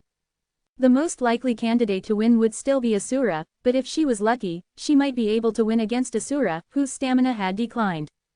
She's on my side. Unlike the others, she didn't need to participate in this competition. In the first place, it was a competition that I participated in to form a team. Pandora was one of the few people who currently remembered Yu-Won. And Pandora was one of the few colleagues Yu-Won could trust. Really? But, you're crazy. In this situation, it was not a very persuasive statement. A lump on Yu-Won's head. That was what made it unconvincing.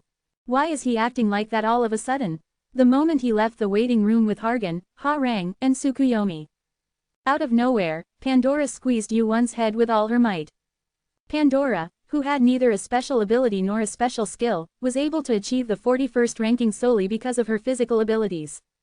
Whatever else, Pandora's physical abilities were comparable to the top 10 high rankers. Since Pandora, with her full strength, squeezed his head, even Yu-Won couldn't help but be shocked. Well, for now, if what you say is true, will the administrator appear here today? Yu-Won nodded at Tsukuyomi's question, who had joined them. Yeah, what if he doesn't show up? Then you can just take it. Of course, that won't happen. You're confident. The Samshinki went into Tsukuyomi's hands. She knew how to combine the Samshinki into one, and she was the best person to use the 3 items most effectively. It's a bit of a shame, though. Yu-Won stroked the Igyam sword tucked into his waistband and soothed his regret. Right now, I don't need the Samshinki, and I don't need it. In reality, the only artifact that Yu-Won used was the sword of Kusanagi. However, for Yu-Won, who had the Igyam sword in the first place, Kusanagi couldn't be more than a substitute. Keep your promise. If what you say is true, I don't know if we'll all be alive after this competition. She also had ears, so she knew about Vishnu's death. Rank 2. A great god of Deva who had existed since ancient times, for over 10,000 years. Knowing that his death was caused by the administrator, Tsukuyomi couldn't help but be nervous. Amaterasu, who collected all the Samshinki, was ranked within the top 20. The Samgyas had known about the power of the Samshinki for a long time and had been searching for it. The Samshinki was one from the beginning. To gather the Samshinki and make it one was the long-cherished wish of the Samgyas. However, in the end, Amaterasu, who had collected all the Samshinki, failed to figure out how to combine them into one. I wonder, the treasures of the Samgyas that had finally met their master. What will it look like when the Samshinki becomes one? Yu-won was convinced. Today, the ideal ranker that the Samgwas had been hoping for will be born. Chapter 548. The place where the main tournament of the heavenly competition would begin. Yulong Jingun muttered in a space where the stadium could be seen at a glance. A formidable guy has entered. Participants revealing themselves one by one. The selection of the 64 participants was based on who survived until the end. The only criterion for victory was strength. However, in Yulong Jingun's eyes, the winner was already obvious. Are you talking about Asura? Yulong Jingun nodded at the question of another general standing next to him. Of course. Well, even if he's at the bottom, he's still a single-digit high ranker. Asura's rank, which was originally 10th, rose one step to 9th with Vishnu's death. Although it was a rise in rank created by a vacancy, the meaning of a single-digit rank was different. Furthermore, the meaning of the rank possessed by Asura, who did not belong to any faction, also meant that he had the power to match a large guild with his individual strength. The problem is his violence. Asura, his name was used like a synonym. On a battlefield where blood gushed, or to a murderer who killed people like a demon. The name Asura went well with such violent places. I wonder if it will be a gain or a loss when he becomes the great general. Does it matter? Thud. Yulong Jingun turned his head at the unexpected sound. A thick and somewhat scratchy voice. A benevolent, gentle, yet firm voice beneath it. He had forgotten for a while. It had been too long. Taesang number gun, you don't even kneel anymore. An old man with a long white beard and a cane supporting his body. The one who exuded an aura as if a deity had descended from heaven was Taesang no Gun, who had not appeared even during the heavenly competition caused by the great heavenly emperor and the heavenly emperor of the plains. You will soon become the heavenly emperor, but it is not yet time. I greet Taesang no Gun. I greet Taesang no Gun. The general next to Yulong Jingun also knelt down with him. Because he had been silent for so long, there were now more people in the heavenly realm who did not know Taesang no Gun's face than those who did.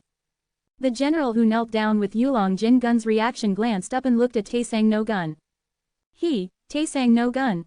He was a legendary figure. If he hadn't been registered in the rankings, most people would have been convinced that he was already dead. Nevertheless, the position that Taesang no Gun held in the heavenly realm was not much different from that of the Jade Emperor. It has been a long time, old man.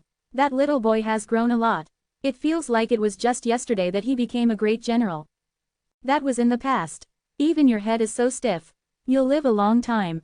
It was just a few words. Yulong Jingun, who had gotten up from his kneeling position and raised his head, soon began to read Taesang no Gun's mind.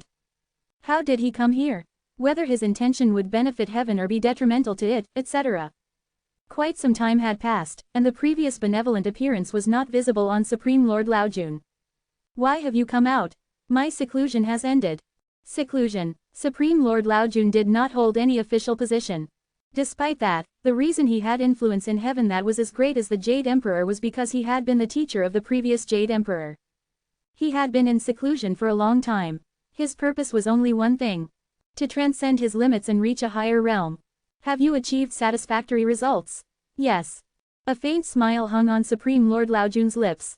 I have transcended the realm. Is that so? Yilang Zhenjin read Supreme Lord Laojun's energy for a moment. He felt nothing around him. If someone looked, they would only see an ordinary old man, and nothing more. I came out to see the world for a while, and it seems there was something called the Heavenly Tournament. As soon as he came out, Supreme Lord Laojun looked back at the world. In other words, he was looking at what had happened while he was in seclusion. It's funny, heaven was turned upside down by two mere monsters, and the Jade Emperor died. And now, you have been selected as the next Jade Emperor. It is my inadequacy. Yes, you're inadequate. You were very inadequate. However, someone who is inadequate even as a general becomes the Jade Emperor. A hearty laughter filled the room. Soon, Supreme Lord Laojun turned around and left his seat. I should be happy about his return. Yilang Zhenjin's gaze followed Supreme Lord Laojun. Why is it so unsettling? Yilang Zhenjin felt a strange sense of unease at the sight of Supreme Lord Laojun, who seemed to have become a completely different person. At this time, when the main tournament to decide the next general was about to begin. Yilang Zhenjin could not tell whether he should welcome or reject the sudden appearance of Supreme Lord Laojun. General, he had been momentarily stunned by the appearance of Supreme Lord Laojun. It's time to go. Before he knew it, the start time of the main tournament was just around the corner. Yilang Zhenjin nodded and began to walk towards the arena. Whatever happened, he had to finish this tournament safely. Heaven would have a future after this. Yu-Wan and his party arrived at the Heavenly Tournament arena. The arena was noisy. It was because of the cheers of the numerous spectators who filled the seats. Asura, I've bet everything on you. I'm all in on Tsukuyomi. Milky white Tsukuyomi, Ki, Ling, It, Suku. As with any tournament, the most enjoyable part was betting. The money bet on each participant. From Asura, a strong candidate for victory, to Tsukuyomi and Li Yi, the voices cheering them on overflowed. He has a lot of fans. Most of the voices were cheering for Asura and Tsukuyomi. Among the top candidates with single-digit rankings, Asura was a powerful favorite, but Tsukuyomi seemed to have more casual fans. That made sense. After all, this was almost the first time that she, who had originally been a mystic, had shown her face at such a formal event. It's embarrassing to be cheered on. Li approached Yuan slowly from the side. Swoosh, he put his arm around her shoulder and asked quietly. Isn't it? Is this a threat? He didn't feel any particular hostility. Yuan removed Li's arm from her shoulder and replied. I don't think you're that popular. They just don't know me well yet. I don't really care. You're naive. Should I finish what I was saying before? The elixir, yes. Li's gaze changed. The elixir. If he could just obtain it, Li was prepared to risk his life. I don't know what the conditions are, but if you just tell me what you know. I'll tell you after the tournament is over. Huh. Perhaps it was because of the unexpected answer. Li was momentarily suspicious when Yuan answered that he would give her the information about the elixir so easily. Was it a lie? Whatever the elixir was, there was no way he would just give away the method to obtain that legendary elixir. Li was sure there had to be some other condition. Does it sound like a lie? Yuan's words seemed to see right through her. You'll find out that it isn't once it's over anyway. Just survive for now. What? I'll tell you if you can survive. Of course, you can't run away either. What are you talking about? Ignoring Li's demand for an answer, Yuan glanced down at Kit. Is something wrong? Why haven't I heard from him? Several days had already passed. Sun Wukong, who had promised to contact her as soon as he arrived, had not sent any word. It wasn't like him to break his promises for a day or two, but this was a bit much. Up until now, she hadn't been too worried because it was Sun Wukong of all people. But what if something went wrong? At that moment, Kit vibrated. Yuan hurriedly checked the message that had arrived on Kit. Sun Wukong. Oh, sorry. I'm late. Yuan sighed in relief. The fact that the message had arrived meant that the situation wasn't urgent, anyway. In order to operate Kit, the surrounding magic power had to be stable. Sun Wukong, I'll be there soon. Be ready. Oh, and it's pretty fun here. Sun Wukong's laughter seemed to ring through the message. From the gist of it, it seems like it's already started over there. A message that came too late. Thinking that she had been foolish to trust Sun Wukong, Yuan looked around the stadium, including the stands. It looks like it's about to start here too. Creak. Golden eyes sparkled. The eye of prophecy was gleaming. Dust clouds gathered in the clear sky. On top of a high hill. Sun Wukong put the letter that Kit sent him back into his inventory while rubbing his ears. Did I surprise you? I think I'm a little late. Sun Wukong was worried that Yuan might scold him, but he quickly erased the complicated thoughts from his head. Whatever. I'll figure it out. Sun Wukong, who had been filled with complaints just yesterday, had a good expression on his face. Of course, he couldn't even remember the last time he had fought so excitedly. Below the hill where Sun Wukong was sitting. Sun Wukong's ears twitched when he heard a faint groan. A pile of errand boy corpses that he had sat on. Sun Wukong got up from his spot and asked with a welcoming expression. What, you're still alive? The errand boy of the bureau's headquarters. He was a guy named Horan. The bureau without the administrator. Sun Wukong fought them alone. Horan, the errand boy of the headquarters, tried to stop Sun Wukong with the other errand boys, but Sun Wukong didn't get tired despite the fight that had lasted for 2 days. All of a sudden, what is this? You're the ones who started the fight, weren't you? Crackle. Sun Wukong's eyes, burning with the Wan Gamjang, turned fierce. Why did you kill Vishnu? The death of Vishnu reignited the fire in Sun Wukong's heart, which had been burning out. The moment he heard the news, the thought that he had protected his comrade, unlike in the future, burned brightly. He wanted to take his anger out on someone, and he couldn't hold it in any longer. I don't know what you want. You-one will figure that out. But you know what? Swish. With his sharply pointed nails, Sun Wukong grabbed Horan's head. Since you messed with us, you will all die by my hand. Now soon he will come, then you too. Pow! A head that was crushed by the force of his grip. Sun Wukong muttered as he threw the crushed head and body, which looked like crushed meat, onto the floor. Whatever. At the same time, Sun Wukong looked up. The blue sky, which had been covered by dust clouds, was shining down on Sun Wukong. A knight riding a horse wearing steel armor appeared along with the wind that blew away the dust clouds. The administrators all looked different. Screech. His lips curled up with excitement. He could clearly see the mana flowing through the guy's body through the Wangamjang. Mana flowing smoothly like a living creature. He could definitely tell just by looking at it. You're here, Administrator. Chapter 549. The appearance of the administrator reflected in Sun Ogong's pupils was reminiscent of a medieval knight. No matter how foolish Sun Ogong was, he could tell that the guy wasn't the administrator of the 50th floor. Usually, the appearance of an administrator resembled the landscape of that world. However, the administrator who appeared before him didn't seem to fit in with the 50th floor ruled by heaven. Kihihihing. The horse the administrator was riding raised its front legs and whinnied. The mana in the atmosphere vibrated greatly, shaking Sun Ogong's eardrums. But Sun Ogong wasn't surprised by this much. Are you threatening me now? Geeing. His eyes ripped open vertically. A mere horse. Wah! The momentum emitted from Sun Ogong overwhelmed the administrator's horse. Unbeknownst to it, the horse that had been threatening Sun Ogong froze. If it had been magic power, it wouldn't have been able to threaten the administrator's horse in any way, but Sun Ogong's energy was different from magic power. The energy Sun Ogong emitted was demonic energy, not magic power. The administrator stared at Sun Ogong for a moment, stroking the horse's head. He didn't seem to intend to move the long spear in his hand. Did you come alone? I don't usually get along with anyone. Why did you do this? Because you killed Vishnu first. I didn't know that the great heavenly king and Vishnu were so close. The eyes hidden behind the helmet gleamed red. Sun Ogong felt uncomfortable, as if there was something messy in those eyes. What are you thinking so much about? I wondered if your presence here at this time was a coincidence or part of some plan. Through the Wanjiamjang, the administrator's eyebrows, which were hidden by the helmet, seemed to be twitching. He seemed to be deep in thought. It was strange that Sun Ogong had raided the administration bureau when the administrator of the 50th floor was away. However, I don't believe in coincidences, but I have no choice but to think that way. The great heavenly king we know wasn't that smart. Peepajig. Veins popped out on Sun Ogong's forehead.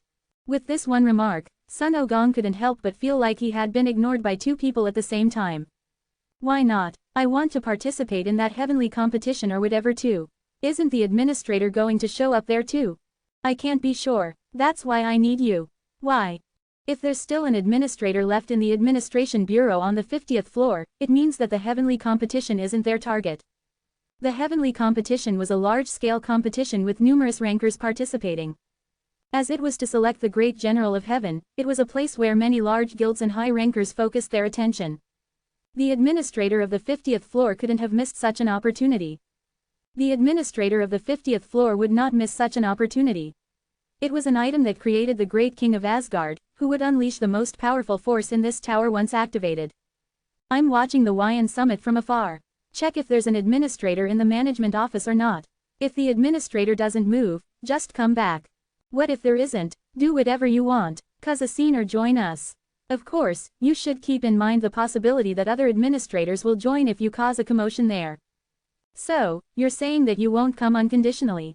I don't really feel like it. Sun Wukong's purpose was to fight the administrator. So, he was bound to be more attracted to the Heavenly World Tournament, where he was more likely to fight an administrator. We can cut off the eyes, ears, arms, and legs of the administrators scattered on each floor by destroying the management office. This is also important, and you're the right person for the job. Why? Because then the administrators will think it was a coincidence. They won't think that you came in while the administrator was away. Are you looking down on me right now? You seem to be a little smarter than before.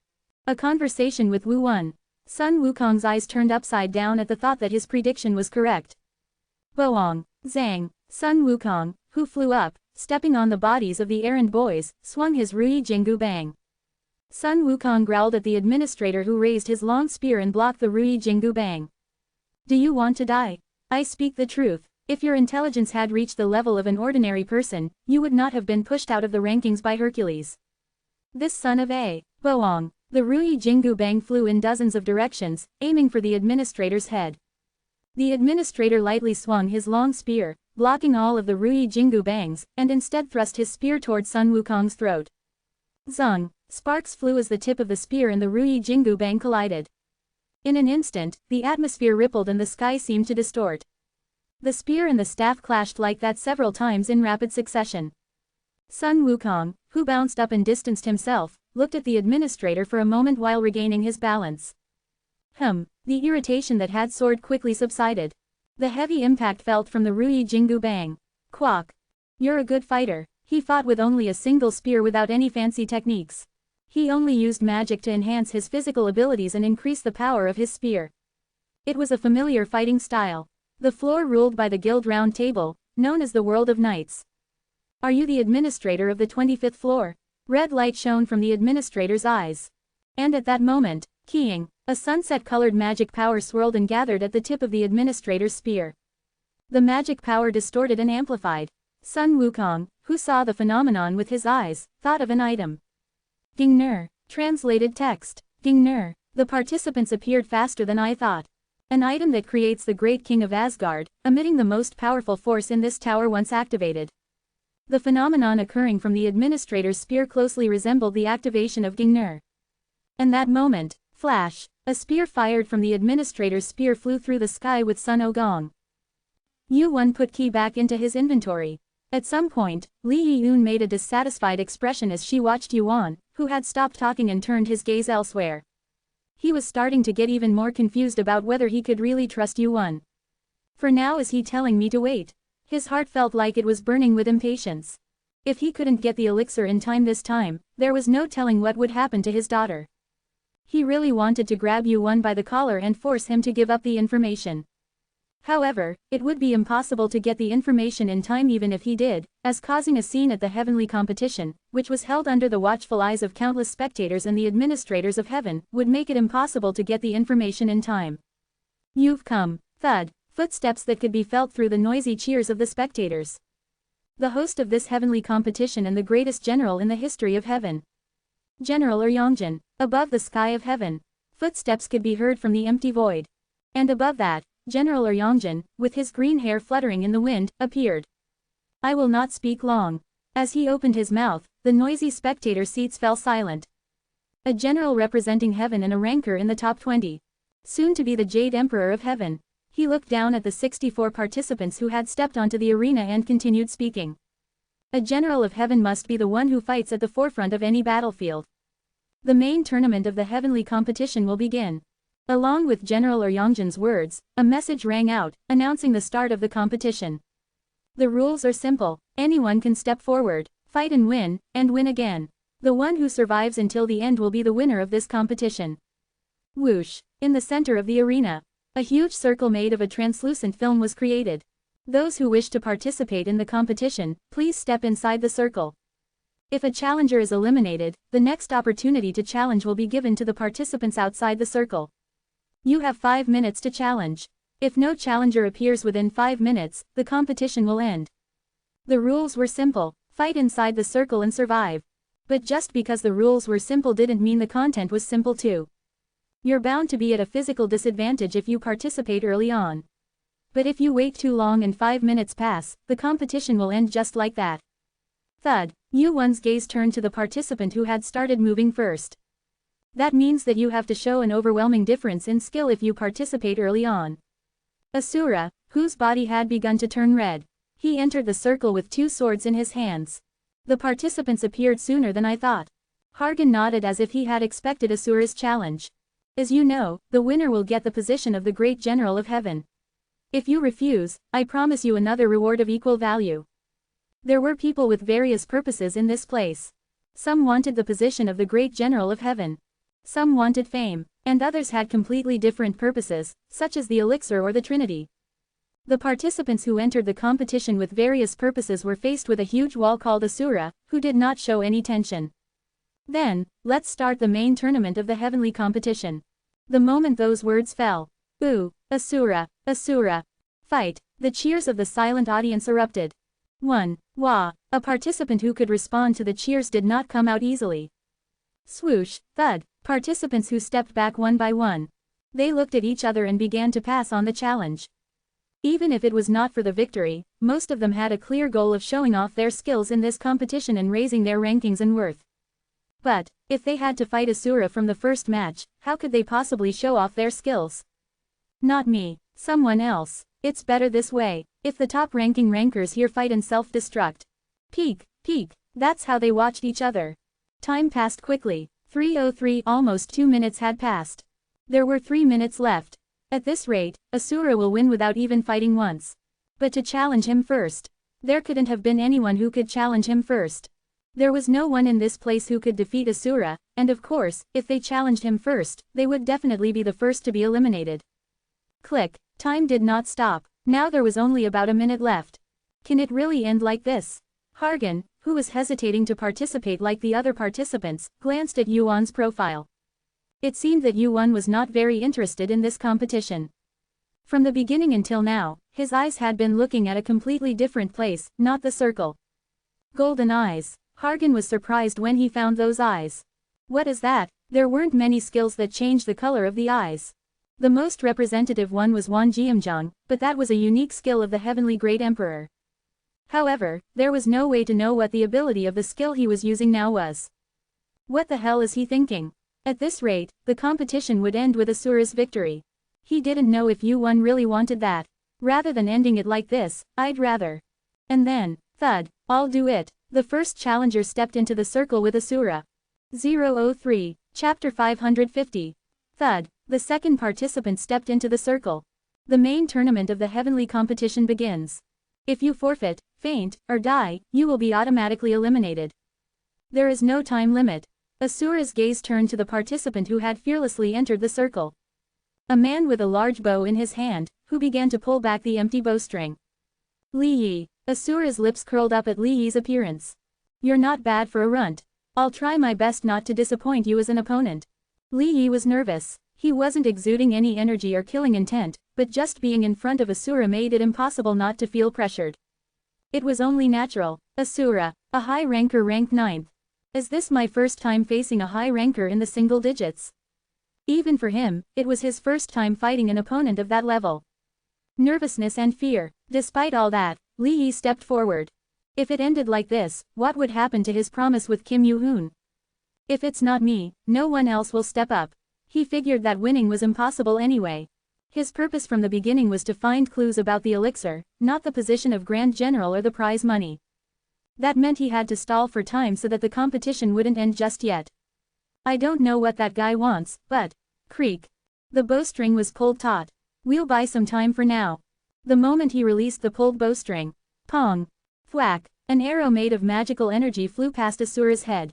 It's not my place to test my limits against you, so... Pop. Li Yi's body reappeared behind Asura. I'll go full force from the start. Thud, thud, thud. The power behind each step was comparable to the spearmanship of high-ranking rankers. Li Yi fired those arrows in rapid succession, circling around Asura. Pa, pa, pa, pa, pa. Countless arrows poured down. Asura's figure blurred and scattered like a mirage. Li Yi's eyes moved. Just because he seemed to have disappeared didn't mean he had actually disappeared. Where is he? He pulled back the bowstring and changed the direction of the arrowhead. He found the real guy's location by adjusting the angle from the direction where Asura had disappeared. He listened intently for any sign of movement. That moment. Swoosh. Not bad at all. A cold blade grazed the nape of his neck.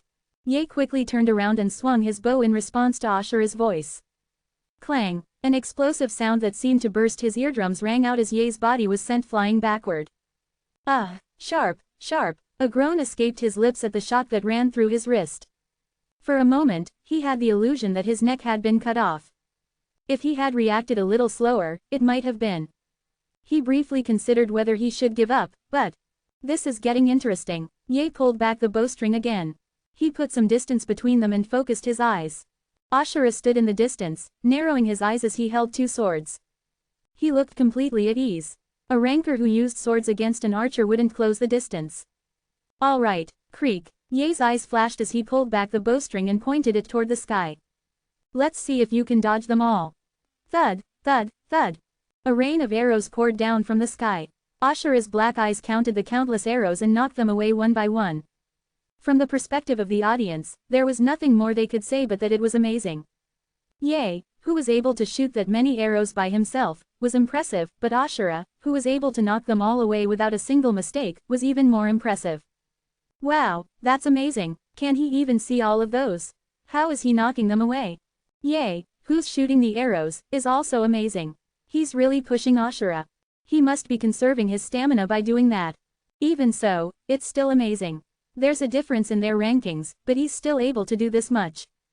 Thud, thud, more arrows rained down on the ground. Ye's vision expanded as Ashura's black aura disappeared. The same battle repeated itself. Now he could tell where the swords would come from. Swish, he turned the bow in the direction of the cold sword. This time, his aim wasn't simply to block it. Creak. The bowstring was pulled back toward Ashura's head. At that moment, pong, clang, the arrow shot toward Ashura and his sword blocked it. Ye's eyes widened as he realized that Ashura had intended to let the arrow pierce his flesh and then cut the bone. He blocked it from that distance. Pop. In a hurry, Li Ye pulled the bowstring back again reflexively after creating some distance. Twing, swoosh, flutter, golden flames spread through the arrowhead. Arrow piercing the sun, is activated. Sunset, is loaded. Only 9 shots in a lifetime. The only skill granted to Li Ye. I didn't know I'd use it here. There would probably never be a time when he needed this one shot as much as now. Li Ye shot the 5th loaded sunset towards Asura. Flash. As Li Ye's arrow was shot, a dazzling light burst out across the stadium. Along with that, a tsunami swept over Asura's body. The giant arrow made of magic power flew through Asura's body. Stab. Asura's sword was raised at a right angle. He hadn't even used a special skill. He had simply swung the raised sword vertically down. However, crash, Li Ye's arrow that was sweeping over Asura's body split in half. Li Ye froze in the position he had shot the arrow. He had thought it was a critical hit. Sunset was the most powerful killing skill among the skills he could use. Even if he couldn't pierce Asura's neck with it, he thought he could at least give him some shock. Was the sense of dissonance I felt earlier real? Phew, Li Ye lowered the bow he was holding in his hand. Then Asura tilted his head as if puzzled and asked. Are you giving up? Stop joking around. A long battle lasting over 30 minutes. Outwardly, it may have seemed like a close match, and Li Ye, who was ranked lower, seemed to be fighting hard, but that wasn't the case. I noticed that you were watching. I was just gauging how much.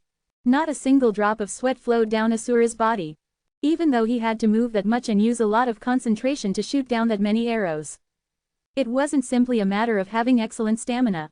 From the beginning, he hadn't used much strength against his opponent. I definitely saw it just now. The critical shot he had fired. Asura's sword as he swung it to cut down the sunset.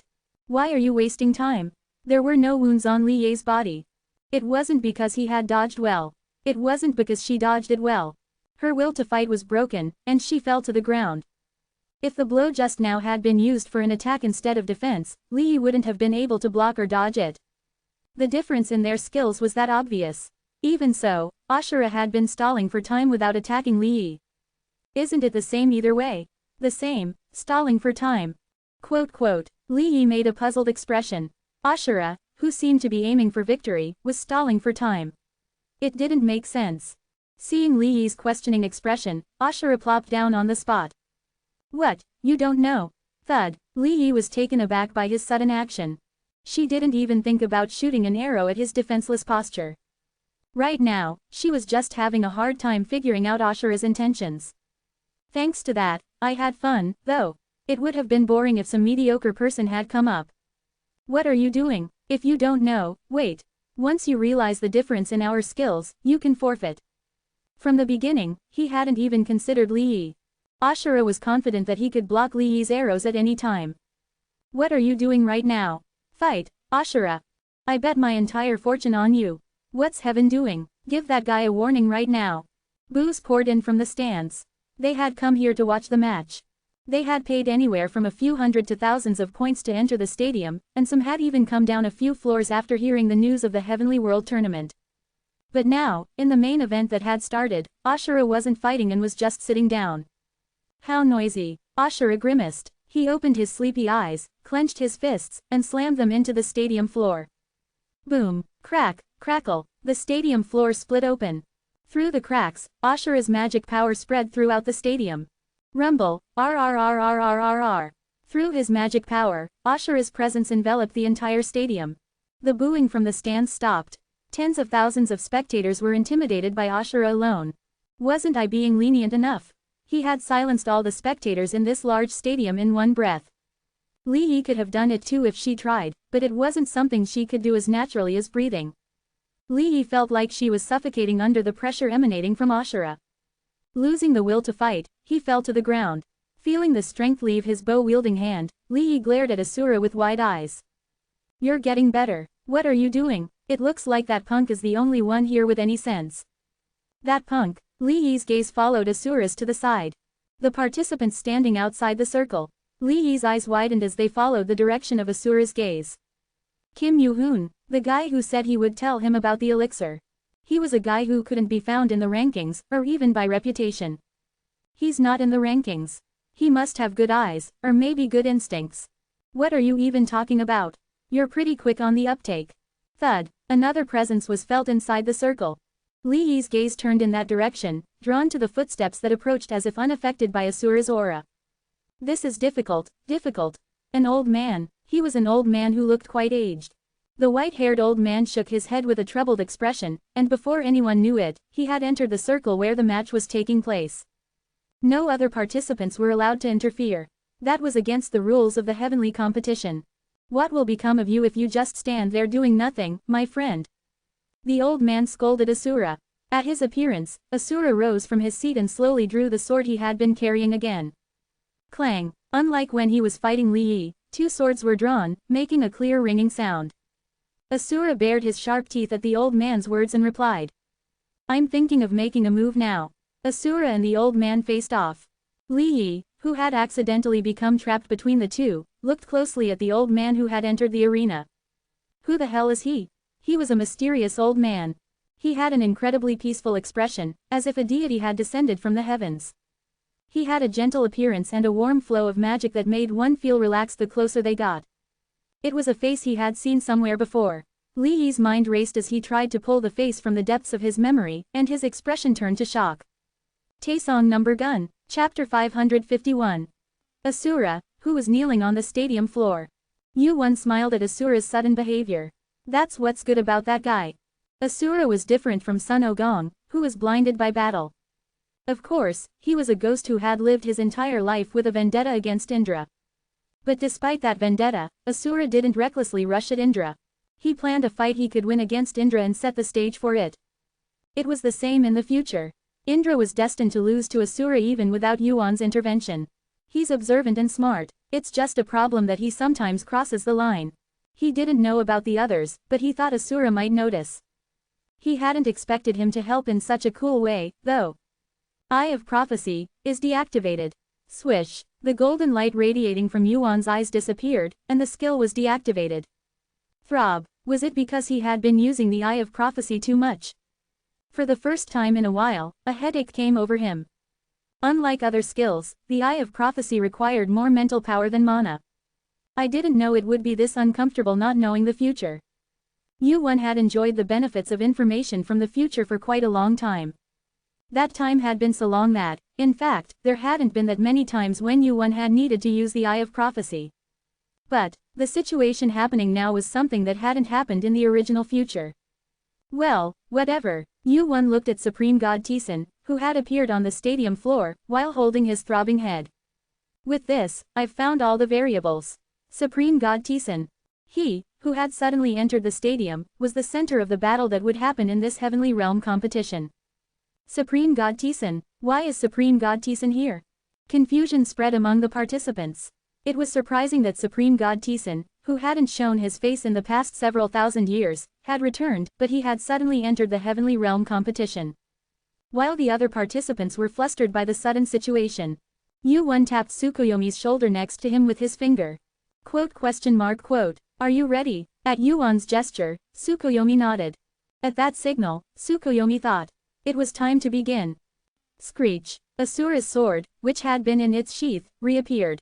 Asura narrowed his eyes at the appearance of Supreme God Tisan. Unexpected, Shua. Asura's magic power surged towards Taishan Noken. I always intended to cut down the first guy who appeared. And it turned out to be you. Asura revealed his murderous intent. At Asura's behavior, Li Yi had a bewildered expression on his face.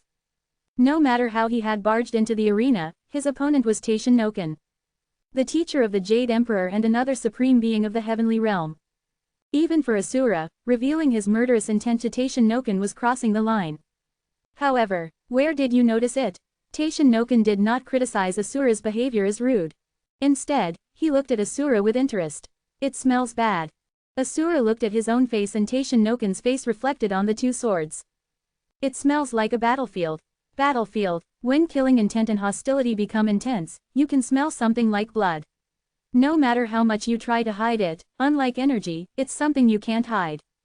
Taishan Noken was impressed. His mind, which had been ignoring the participants, melted away like snow. Your ability to sense the battlefield is truly amazing.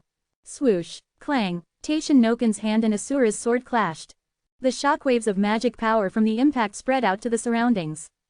Li Yi protected his head with both arms and was pushed back. Why all of a sudden? This was way beyond the line. Taishan Noken, the leader of the heavenly realm. The fact that Asura had swung his sword at him was a serious matter that could cause the heavenly competition to be suspended immediately. Moreover, his opponent was Asura. A high ranker in the single digits, he was a powerful man who could single-handedly fight against the heavenly realm. Clack, clack, Asura's sword did not reach Taishan Noken. The magic power emitted from his hand pushed the sword away and began to compete with Asura's strength. Do you think the rest of the overseers are not going to come out yet? Did you notice that too? I was waiting for you in the first place. Screech. Asura's sword crossed and aimed for Taishan Noken's neck. Quote exclamation mark quote. You seem to be in cahoots with them. Scat. ZZZZT. The arena was cut in a large cross shape. A thin line of blood appeared on Taishan Noken's neck. Taishan Noken flicked his palm and pushed Asura away to create some distance. However, instead of being pushed away, Asura only lost a bit of balance. The sword is sharp. Taishan Noken glared at Asura while wiping away the blood flowing from his neck. How did you know? There's a different smell coming from the guardians. The flow of mana he felt from Taishan Noken. Asura took out another weapon from his inventory due to the subtle difference he felt from the tip of his nose. Even though it's the same mana, the mana I feel from them is different. A long, red spear. It was a spear that was several spans longer than a normal spear and as thin as a finger. Just like what you're feeling from me right now. Buzz, boom, buzz. The spear moved quickly in Asura's hands. The spear spun in circles along with the strong wind. As expected of Asura, who used all kinds of weapons, he had realized that a spear was more effective against Taishan Noken than a sword. However, is that so? Taishan Noken smiled pleasantly. He raised his hand. The place where his hand, which had mana concentrated in one spot, was pointing was not towards Asura, but in a different direction. That's what they call the owner of mana. Screech. It wasn't mana force. It was something much more powerful. Footbending. Whoosh. Asura quickly ran towards Taishan Noken. The distance was closing quickly. However, the direction where the participants were was the complete opposite of the direction Asura was heading. Watch closely. Even for Asura, it was too late to block the participants who were on the opposite side of Taishan Noken. And at that moment, the kind of power they have. Crash. Taishan Noken's footbending shot out. Boom. The distorted mana had materialized into a physical force and charged towards dozens of participants. The moment they were hit, they would turn into minced meat. I'm too late. Splat. And at the same time. Crack. Buzz. Buzz. Ice mirrors made of hundreds, thousands of surfaces spread out in front of the participants. Clang. The footbending was blocked by the mirrors. The cracked mirrors emitted a chilling air. And Rancor was standing on top of the mirror. Tsukuyomi, you bitch. Long time no see, Taishan Noken. Tsukuyomi greeted Taishan Noken. She wasn't the only one. This match is already over. I don't know what happened. For now, we can't just sit still after being attacked for no reason. Participants show up one by one above the stadium. Due to the intervention of Taishang Laojun, a celestial, the rules of the Heavenly Realm tournament have already become chaotic.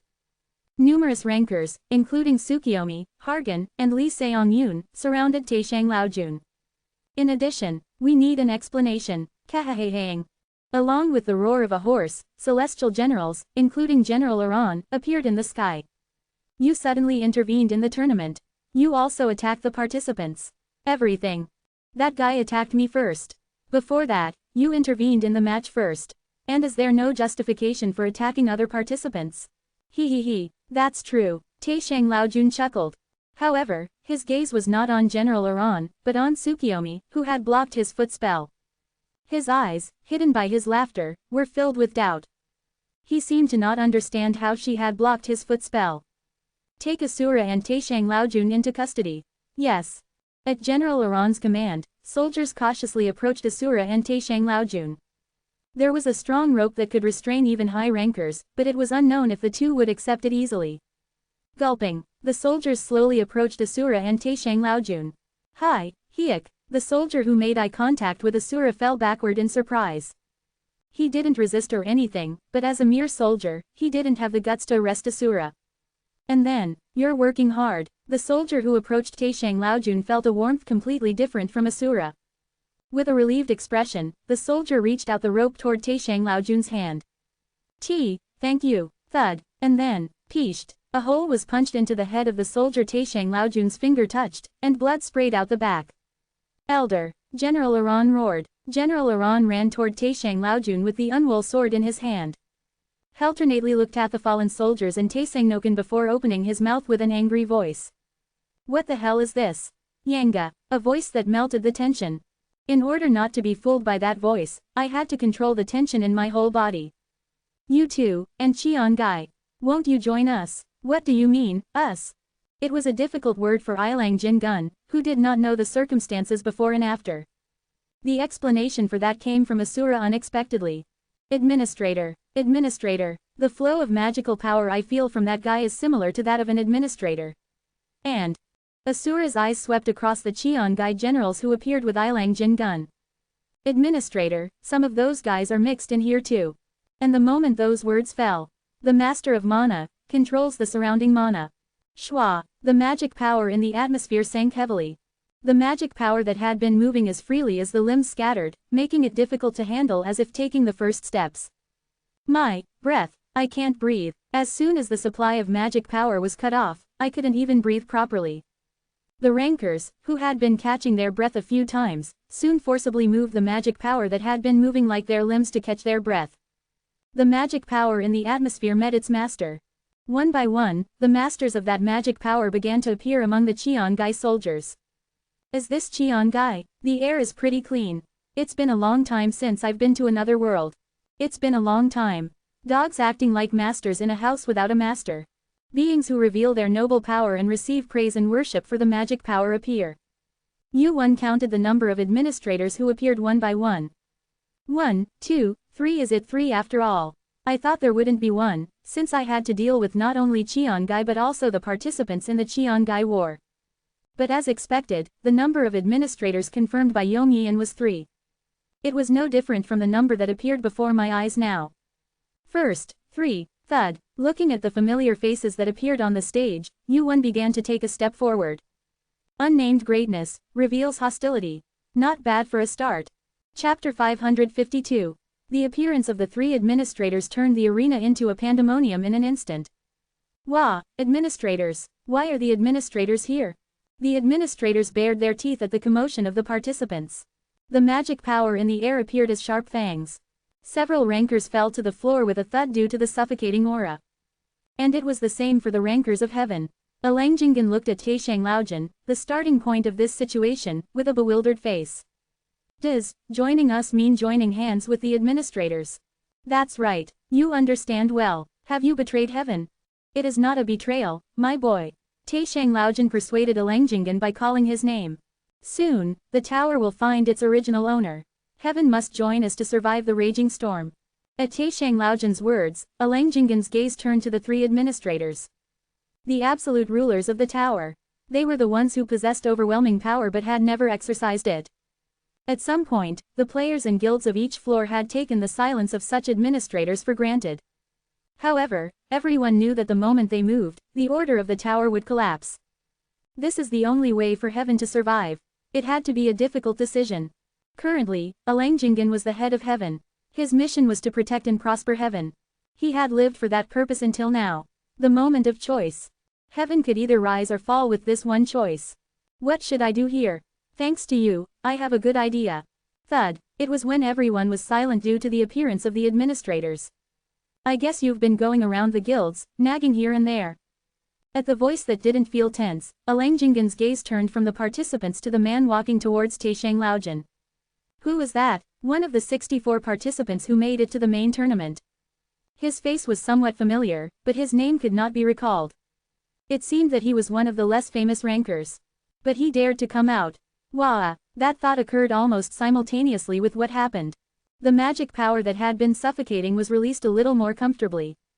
The Master of Mana controls the surrounding mana. The same message appeared in everyone's head. Alangjingan's eyes widened. The power granted to the administrators was felt from that participant as well. That bastard, too, Harkin smiled. Kim Yu-hoon, an unknown player. He had thought there was something about him since he first saw him. He had expected the administrators to appear here, and there was something extraordinary about him. But of course, he had something special that they didn't. Who are you? Taishang Laojin glared at Yuan, who approached him. The three administrators also focused on him at the familiar flow of mana emanating from Yuan. Who was he to possess the same skill as the administrators? Kim Yu-hoon. Kim Yu-hoon, I've never heard of you as a ranker. I'm going to be famous from now on. Yuan shrugged and looked up at the administrators floating in the sky. I'm going to catch all those things. The administrators frowned. No one would have dared to show such guts in a situation like this. There had never been a player who had provoked them like this as administrators. You're a bit too arrogant. It seems you don't know who we are. Or do you think you can handle someone like us? The overseers pointed their fingers upwards, mocking Yuan. The eyes of the participants all turned to the sky. Above the clear sky that the overseer pointed to, thick white clouds were covering it. And then, in that moment, crash, the thick clouds in the sky dispersed in an instant. Within the dispersed clouds, countless messengers were hiding quietly. Heh, heh heh heh. Fight, fight, players, bugs. There are strong ones too. There were so many of them that it was hard to count. The messengers hidden in the clouds numbered well over 10,000, at a rough estimate. What are all those things? That many messengers. There is a saying, if the enemy outnumbers you, even a great warrior cannot win. That saying was not commonly used in the tower. Because in the tower, there were great rankers who could overwhelm the vast majority, like Vishnu, Sun Ogong, and Zeus. However, the pressure from overwhelming numbers was different from the absolute strength of an individual. 3 overseers with absolute power. With the addition of tens of thousands of messengers, Li Han felt all the tension that had been consuming his body instantly melt away. This was impossible to win. Even if he fought the overseers with Asura, Tsukuyomi, and Li Yiyun, there was no way they could handle that many messengers. However, don't you think it's strange? Faced with those numbers, Yuan smiled. As if he found the situation unfolding before him amusing. Didn't it suddenly get quiet? What? It was as loud as a festival just a moment ago. The overseers felt a sense of dissonance at Yuan's words. It was true, although the overseers had appeared, the stadium had become strangely quiet. It wasn't just that the sound had been reduced. The countless presences. They had all disappeared. Could it be? The overseers and the participants all looked around. The spectator seats. The cheers of the tens of thousands of players and residents that filled the edges of the stadium had disappeared all at once. As if they had been a mirage that never existed in the first place. They were still cheering for the match, without sound or presence. And then, whoosh, whoosh, like light dust or fog being scattered by the wind, the figures of the spectators disappeared from their seats. Nameless fog, reveals itself. Unnamed gigantic being, reveals itself. A purple fog enveloped the stadium. A gigantic being that covered the entire arena of the heavenly war. A fog that possessed a physical form, changing shape at will. At its appearance, the complexions of the overseers turned pale. No way, Nyogtha, rumble, the sound of thunder boomed from the sky. The overseers, heads turned upwards. While their attention had been briefly drawn to the fog, the clear sky had turned pitch black. The clouds that had disappeared had reappeared. They were dark storm clouds, accompanied by thunder and lightning. Looking up at the storm clouds, Yuan clicked his tongue and muttered. His personality is unfortunate, but his skill is the best. The one who could throw his spear the farthest in the tower. The one who specialized in fighting against the many more than anyone else, a being with the strongest lightning bolt. Zeus, crack, the thunderbolts of Olympus, writing a new history, fell upon the heads of the messengers. Crackle, crackle, mana lingered in his hand, even after he had thrown his spear. It had been a long time since he had thrown a lightning bolt with all his might like this. I'm a little tired. The power was secondary, the distance was too far. Even if it was possible to ignore its destructive power, the distance was too far. Despite being Zeus, it wasn't easy for him to throw the spear several floors up to the designated location. First, he needed to prepare, aim at the target, and pour out an enormous amount of magical power to overcome the great distance. It was impossible without knowing the exact time and place, and without any players or residents around to be swept up in it. That was why Zeus never threw his spear this way towards a moving opponent. However, somehow, I did it. All of those conditions were met.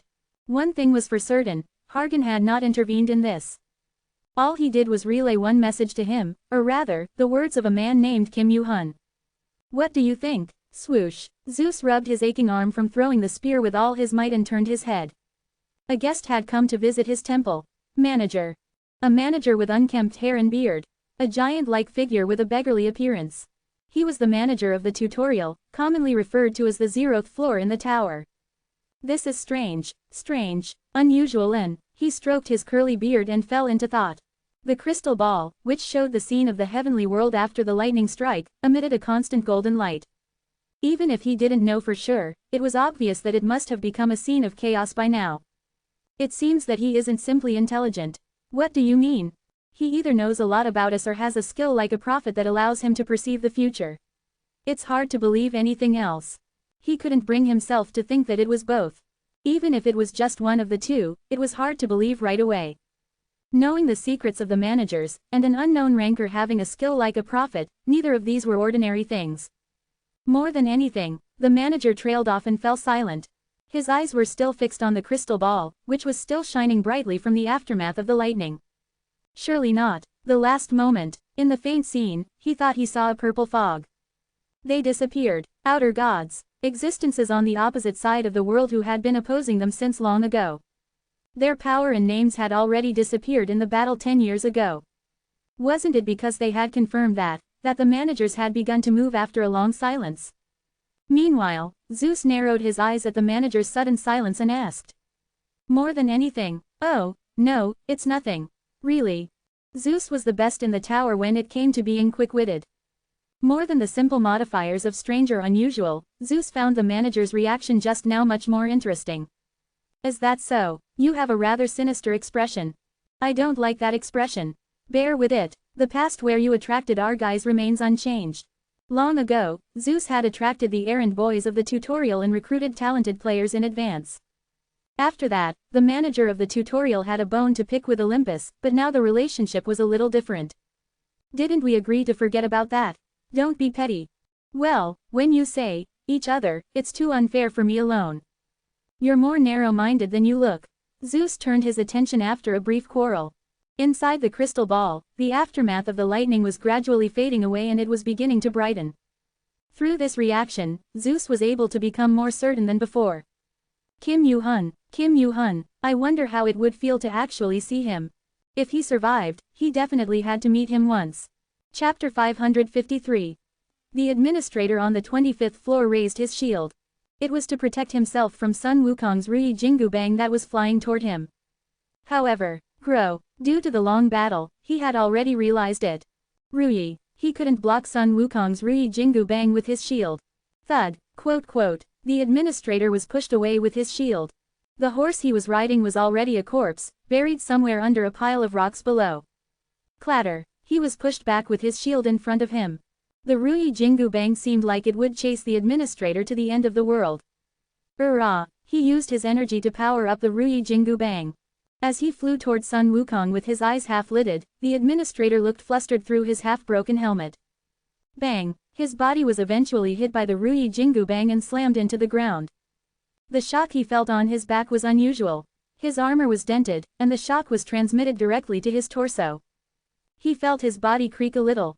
The shock from being hit by the Ruyi Jingu Bang gradually accumulated, and at some point, it became difficult to control his body. He's strong. That was what he felt from fighting Sun Wukong. There was nothing else to say. Sun Wukong was strong. Much stronger than he had expected. Their abilities exceed our expectations. Thud. He could feel Sun Wukong approaching him. Much more than we feared. Thud, thud, the administrator slowly got up, clearing away the rocks and boulders that were on top of him with his hands. The roof had collapsed. The house where the administrator had fallen was in ruins, and its original form was nowhere to be found. The cloudy sky could be seen through the hole in the roof. Somewhere in the heavens, Sun Wukong, who had followed the administrator to the village, asked, with the Ruyi Jingu bang over his shoulder. Why are you following Odin and causing trouble? I'm surprised. The spear that the administrator had thrown. It definitely resembled the Gingnir that Odin had thrown.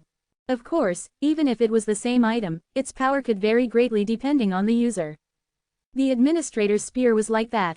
It was a spear that resembled Gingnir, but its power was inferior to the Gingnir that Sun Wukong knew.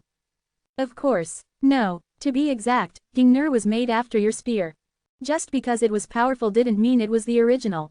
The reason Odin's Gingnir became the strongest spear was not only because of the item's power, but also because the one wielding it was Odin. The administrators had existed since before Odin and the players of much earlier generations. Then, naturally, it was highly likely that the spear the administrator used had a longer history than Gingnir. Your head works well on this side.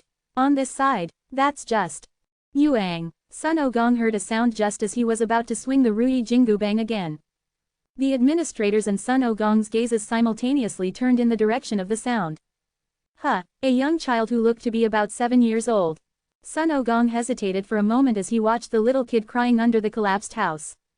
And during that brief moment, unexpectedly, Kwang, the administrator's spear pierced Sun Wukong's shoulder.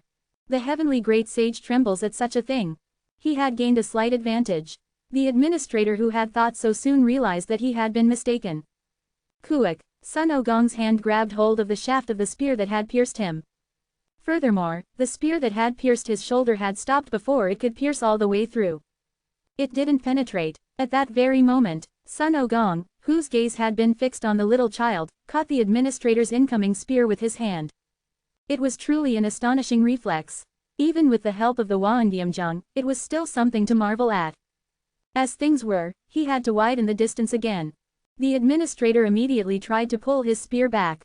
However, it hurts. Kuok. Blood vessels appeared on Sun Wukong's hand that was holding onto the spear. Sun Wukong gritted his teeth at the blood flowing from his shoulder. A ferocious aura emanated from Sun Wukong. It seemed as if he was about to swing his claws and swing the Ruyi Jingu bang without hesitation. But his gaze was still directed at the little kid who was crying. Hey, kid, Hick, don't cry so loudly. Where are your mom and dad? Waruk. Sun Wukong scanned the rubble of the collapsed building. It doesn't seem to be here. Mom, dad. Yes. Where did your mom and dad go? You can talk. Mom outside, dad is dead. Your mom went outside, and your dad was never here. Sun Wukong sighed as he watched the little boy nod. Have I become like that bastard Heracles? I see everything as an obstacle. Poof. The spear that had been stuck in Sun Wukong's shoulder was pulled out. Sun Wukong, who had roughly wiped away the blood, approached the little boy who was crying on the floor. Annoyance appeared on his face, which had seemed happy while he was fighting. Don't tell me you plan on fighting while protecting that lump of flesh. I admit that Sun Wukong is strong. But I was an administrator.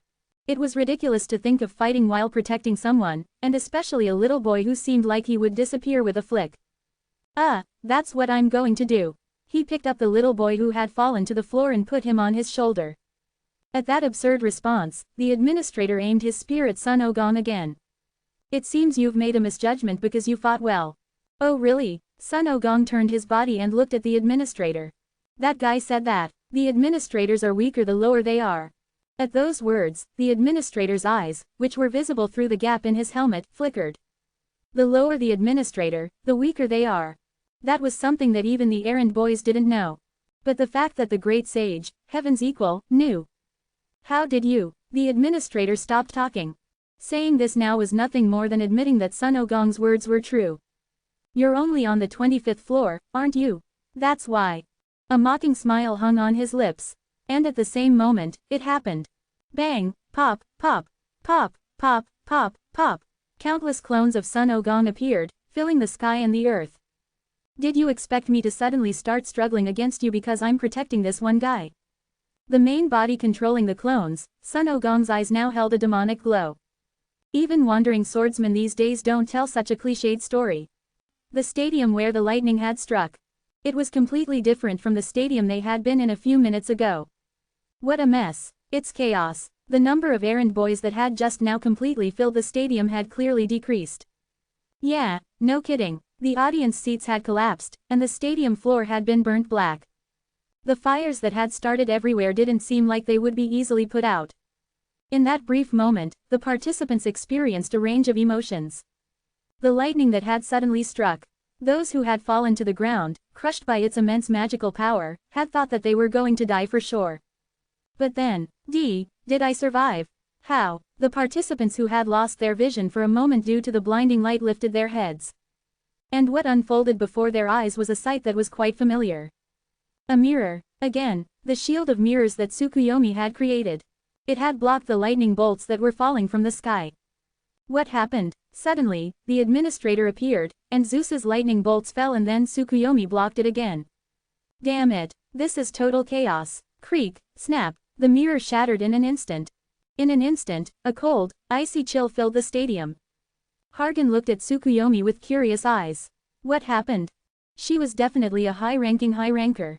If you only looked at her current abilities, she would probably be much better than himself. But even so, the abilities that she had just shown didn't make sense. She had blocked Taesangnoken's foot strike and protected the participants from Zeus's lightning bolts. The things that she had just done were things that even if all three of the Samgwis gathered together, they wouldn't be able to do. That meant, is it because of the divine instrument? Divine instrument, the item that the Samgwi, including Tsukuyomi, had been searching for a long time, which was scattered throughout the tower. According to the story from a few days ago, it must have all ended up in Tsukuyomi's hands. That was the only thing that could explain the sudden increase in Tsukuyomi's abilities. It's fortunate for us, but Hargan's gaze, which had confirmed that the participants were safe, turned upwards. There were over 1,000 errand boys. With their appearance, Zeus's lightning bolts had fallen.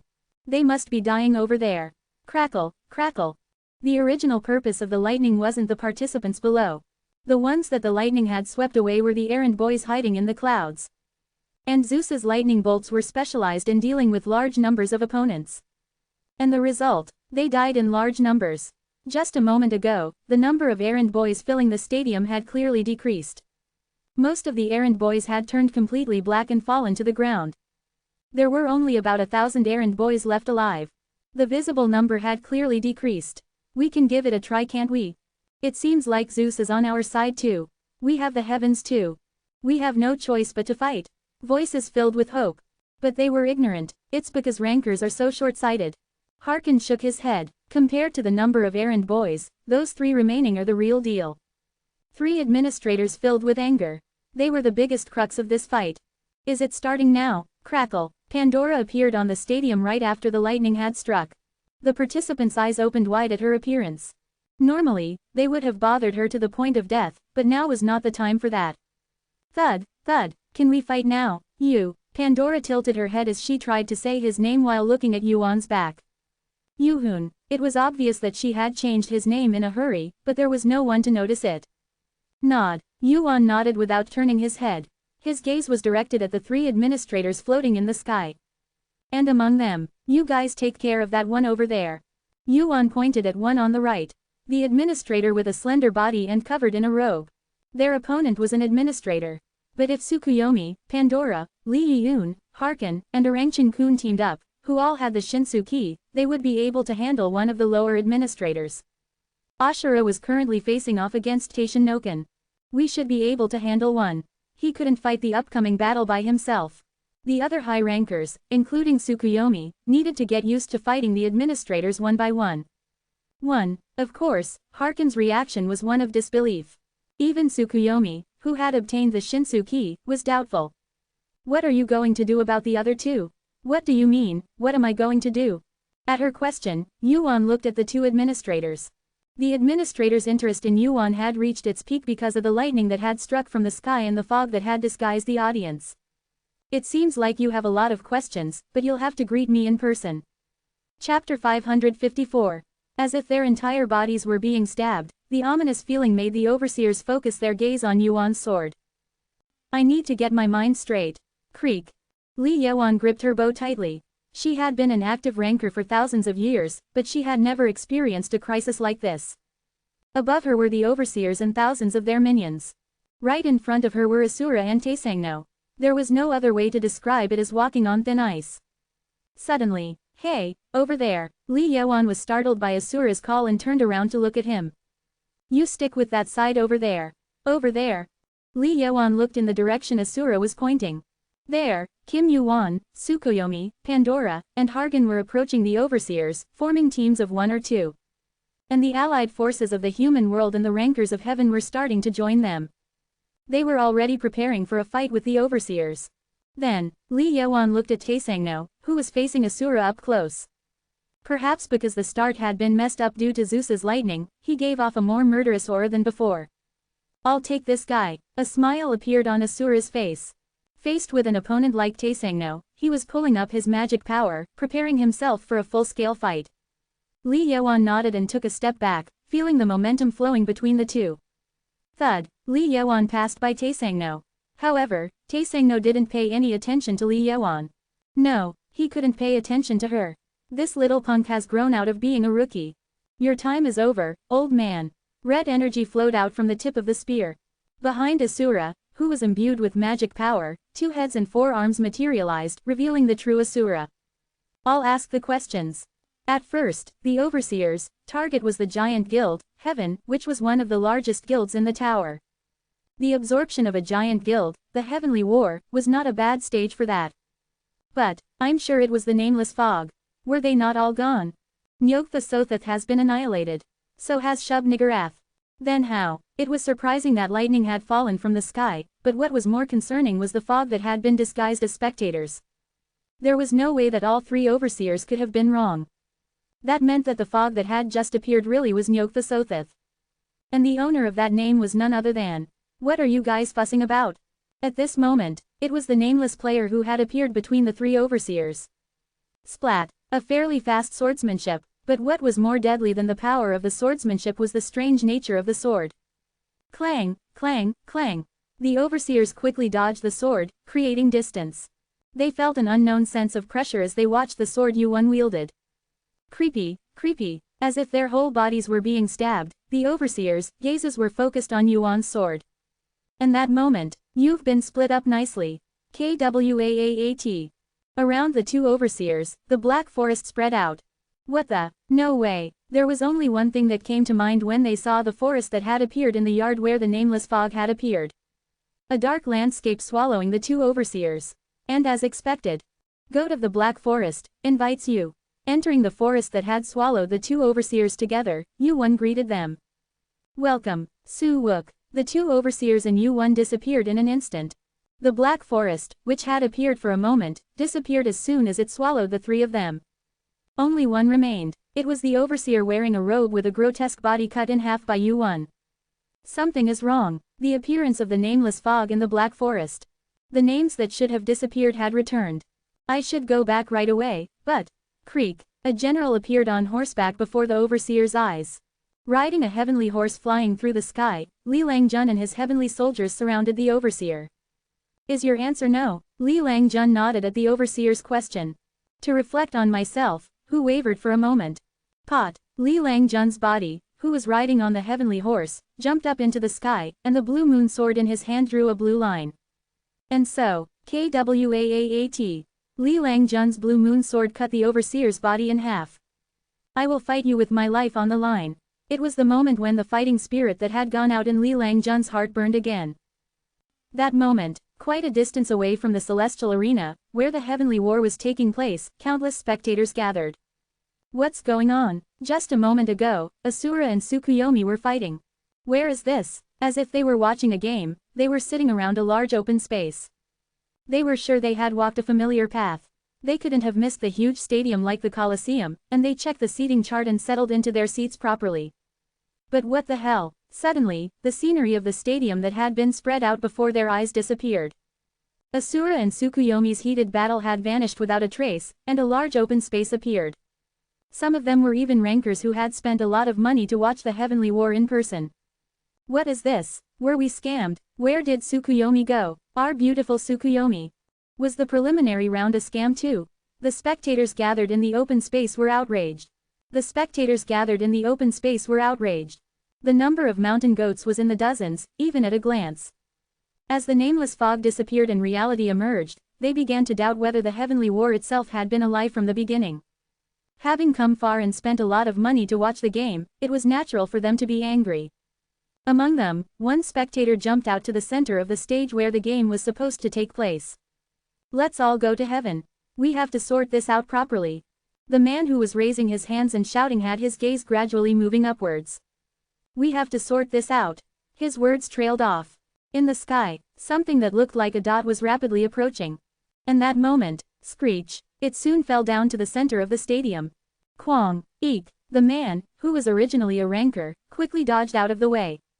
Where he had been, a thick cloud of dust rose into the sky. In the midst of the thick smoke, the identity of the object that had fallen to the ground could be seen swaying. Gulping, the man who had the closest look at the identity of the object widened his eyes. WH woo. The smoke gradually cleared. Whoosh, revealing one crimson eye blazing red, Sun Ogong appeared, holding the collar of an administrator slumped over his shoulder, on a cloud.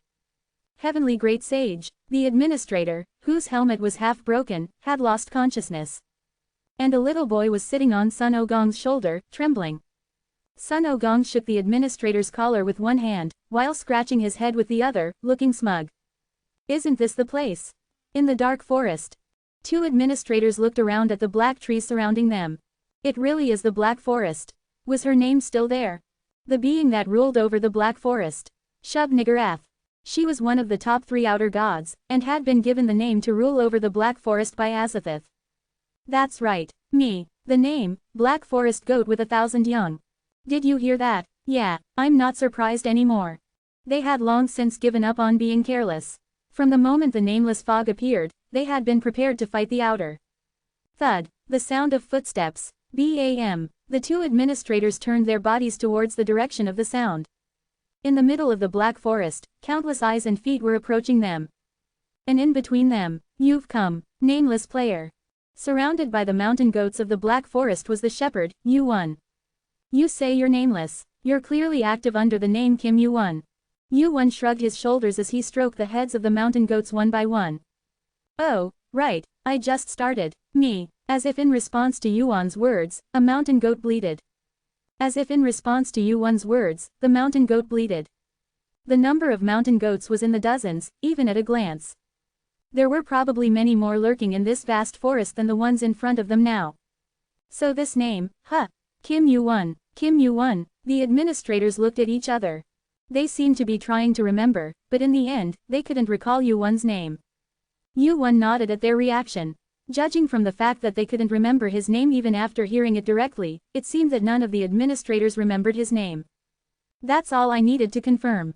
Now there was no longer any need to exchange words with them. His business was done. Yu-Won gestured to the mountain goats. Me. The mountain goats surrounded the two administrators. The administrators began to swell up as they sensed Yu-Won's divine power growing within the mountain goats.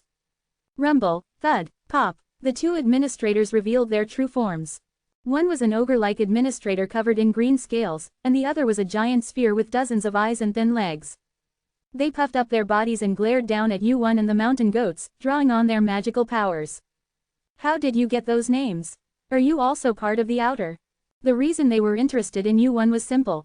It was because of the names he had, Nameless Fog, and Goats of the Black Forest with 1,000 young. But they didn't know that those weren't the only names Yu-Won had.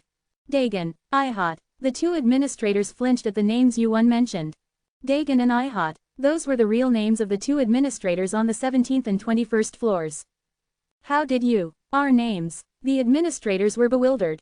They couldn't help but be. They had never imagined that there would be an existence within the tower that knew their names. They had thought that Yu-Won was a remnant of the outer that had remained in the tower. But if he were simply one of the outer gods, there was no way he could know their names. Why do you get to decide the distinction between inner and outer in the first place? Inner and outer. Those were words that had been used since long ago, around the time when the fight against the outer had become protracted. At that time, the players of the tower called themselves the inner. The term inner was used as the opposite of outer at that time, and the tower went through a process of destruction by the outer, along with its short and turbulent history. But long before that, there were beings who used the term inner. You were the ones who hid in fear, yet you dare to call yourselves the masters of the tower. Swish. Me. Yuan stroked the fur of the mountain goat that approached him and sneered at the two administrators. Are you scared? The name inner came from the arrogance of those who believed they were the masters of the tower.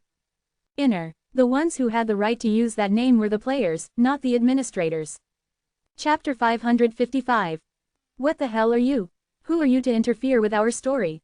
The dark forest shook with the magical power emitted by the two administrators. No matter how low-ranking they were, administrators were still administrators. It wasn't an exaggeration to say that all the magic in this world was on their side. And as if to answer them, bah, the mountain goats urged with their cries.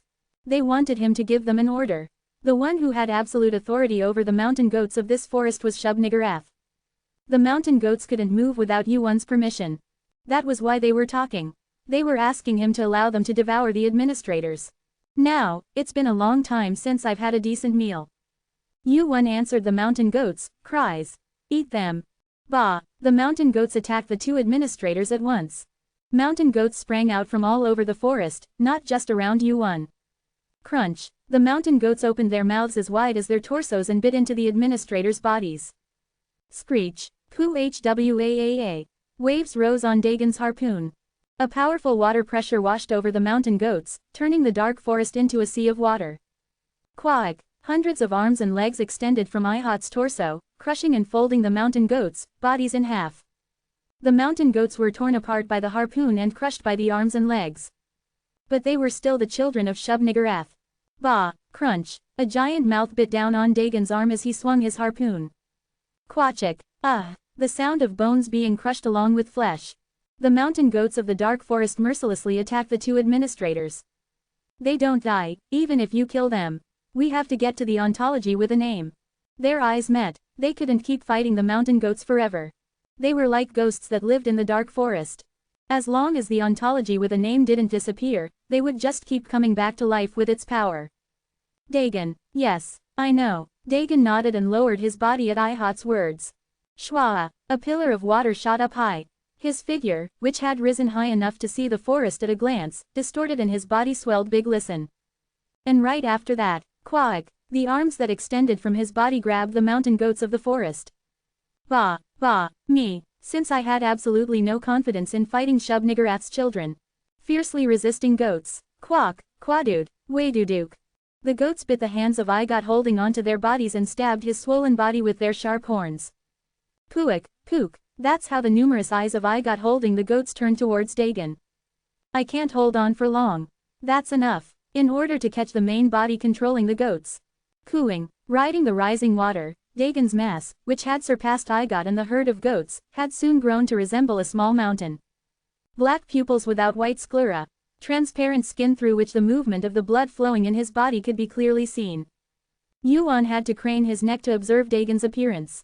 You've been living so elegantly until now. A monster made of a huge mass of magical power. Yuan laughed at Dagon's appearance, which was reminiscent of a sea monster. I guess you've finally lost your marbles. Say whatever you want. Kuduk, kuduk. The twisted blood vessels on the back of his hand swelled up, and a huge amount of magical power wrapped around Dagon's fist. Because you're finished now, Kwong. Dagon's hand slammed into the ground where Yuan was standing. The ground was turned upside down and the forest shook. The trees of the black forest snapped and collapsed with a loud cracking sound, and Dagon brought down his other hand. Quabang! Killing intent flowed out of the eyes that resembled a mammal. The magical power gradually changed into a destructive nature as if it sympathized with Dagon's killing intent. Kwong, kwong, kwong. Like that, several times. Dagon's movements, which had been throwing fists at Yuan, gradually slowed down. Opening square bracket question mark closing square bracket. Doubt was reflected in the eyes that had been ferocious like a beast. He should have felt as if his flesh was being crushed by now, but he didn't feel that way at all. The moment Dagon felt something strange. Talk, the fist that was swung as if it would smash the ground stopped. As if his arm was stuck in the ground, his arm didn't come out of the collapsed ground. If you really wanted to fight, you should have stayed in the sea. Dagon was the administrator of the 20th floor. He exerted his greatest power when he was in the sea. Dagon's power was halved on land. That was why he had no choice but to aim for Yuan directly. That's why he had no choice but to target Yuan himself. They, as administrators, knew all of the items that were available in this tower. However, they had been wrong. The power of the Giantry side of senior arms. Out of all the 1,000 goats that the Dapi read before Haimai, it was Yuan, their master, who posed a much greater threat. That's a gigant. The moment Dagon grasped at Atwashawanho had activated the skill that now dwelt within Yuan's arms. Whoosh! Along with the sensation of his body becoming lighter, Dagon's body flew up into Theski. He threw him. He wasn't Hercules, so how could he just throw him away with just his strength alone? Besides, as far as Shik knew, the only person who could use the skill, giant, was the one and only Hercules within this tower. He had confirmed that there were no other users of this skill, giant, which was wielded by Hercules, a Topranker, Thronumerous or Rand boys. But if that was the case, just where in the world had this guy come from? Dumbfounded, he hurriedly regained his balance in the air and looked down at Yuan. Where'd he go? Yuan had already disappeared from his spot. Dagon quickly searched for Yuan, who had just thrown him, with his rolling eyes. 1. I few your opponents. Perhaps it was because his body had ground Toby's biggest mountain, he failed to notice it. It's basically over. Yuan was already standing right above Dagon's head. Heavenly Demon Spirit controls the flame softer than decay. Dancer of the Blades controls the Heavenly Demon Spirit. Whoosh! The form of a Jontangul fed in flame appeared right above Yuan. The Jaunt, wielding a flame-covered sword, swung its blade just like Yuan. Swoosh! Dagon's neck was cut. Watching Dagon's neck fall powerlessly, separated from his body, Ihot cried out. Dagon, just how is it possible to cut Dagon's neck, which was that sturdy, as if it was nothing? A chill ran down Ihot's spine as he recalled the ominous feeling he had first sensed from Yuan. The ominous feeling I felt from that guy's word wasn't just my imagination. There had been something strange coming from the sword he swung. I stood near it, his body would grow heavy, and even when he was standing near it, he could feel a chill running down his spine, as if the sword had pierced his neck. At this first, he had though was just mistaken. At first, he thought it was an illusion. Ihot's eyes moved along the tentacles above his bloated torso. They existed in this tower as administrators and were able to see through all the items in it. And no item in the world could show them a favorable advantage when they had a mana contract. But why? Why is it black? Click, click, click. That wasn't all. Above Dagon's falling body, in Ihot's eyes, the figure of Yuan taking a javelin stance was reflected like a mirror. That's. Dozens of round eyes widened. Crack, crack, crack. Magical power amplifying on top of Dagon's body. There was only one known item that had such an appearance. Gingnir. No, it was an item handled by Odin, the king of Asgard, and an item made of representative light attribute magical power. But that one is the complete opposite. It seems to be made of dark attribute magical power. Nir, an item that exists on the opposite side of Gingnir. Since it stands at the opposite point, it is a starting item that exerts a power comparable to Gingnir in terms of power. It showed up in the tower. That's definitely the goblins. The moment Ihot realized the identity of the item and exclaimed in surprise. Zang! The spear that Yuan was holding was thrown with all his might towards Ihot. He no longer had the margin to be curious about Yuan's true identity. Ihot withdrew all the hands that had been blocking the mountain goats and used them to block the incoming spear. Kwag, crack, crack. Kua, a spear blocked by dozens of arms before it could reach Ihot's body. The spear, which carried enormous magical power and flew with fast and strong force, pierced and corroded several of Ihot's hands. Me, clang, clang, screech. In the meantime, the mountain goats surrounding Ihot continued their gruesome meal, chewing and biting his body. 1. Do you think we'll be beaten by something like this? Ihot's hands eventually stopped nearby grabbing the incoming spear shaft. Even though his whole body was being stabbed by mountain goats and he had lost nearly half of the hands he had. Ihot was able to laugh for a moment at the fact that he had just blocked a starting item like Gingnir. Of course, I didn't think I'd be able to kill an administrator with a spear that I started in a hurry in the first place. Ku, small footsteps. Ihot's eyes followed Yuan, who was standing on his bloated torso. On my closing square bracket, isn't that it? A sword gripped in reverse. Screech. Feeling a sense of crisis, Ihot's hands flew up to grab Yuan. 1. Just like Dagon, once he had been grabbed from behind, the fight was as good as over. Poof. The sword pierced Ihot's torso. The hands that were reaching for Yuan's body stopped moving all at once. Yuan, who had stabbed the sword deep into Ihot's torso, looked down at one of his eyes and continued speaking. The power of Gingnir that Odin threw was 10 times stronger than what you just blocked. Odin, he was Yuan's comrade and the king who had confined himself the most. He trained his body and threw spears every single day, saying that he needed to be strong for the world he ruled to be safe. Looking at Asgard in ruins, Odin said, I should have trained harder. During that long time, Odin had not been lazy for a single day. He fought and fought against an invisible enemy every day to protect Asgard. He gave his life in the battle 10 years ago to protect the kingdom he had built. He had heard about the situation through Son Goku and Hercules. On the battlefield where Yuan was absent, Odin eventually lost his life. Odin had thrown away his life. He fought while burning his life force and protected the battlefield. Mimir, until his comrades, whom he had summoned by throwing away his body and soul, joined the battlefield. You guys are trying to take over a world that he protected. That was ridiculous. The right to live in this world belonged to those who had protected it. When chaos foolishly threw the tower into disarray, those who had always stood by and watched were now trying to act like the masters. Even if it made his stomach hurt, he couldn't allow such a thing. Crackle, Ihot's body, pierced by the otherworld sword, slowly turned into black ash and scattered. His eyes were filled with resentment, bitterness, and endless questions. He, who had observed countless worlds with dozens of eyes and hands, was speaking with many eyes. Who, in the world, are you? Chapter 556. Whoa! The wind picked up. The wind was so strong and fast that it was hard to keep one's eyes open.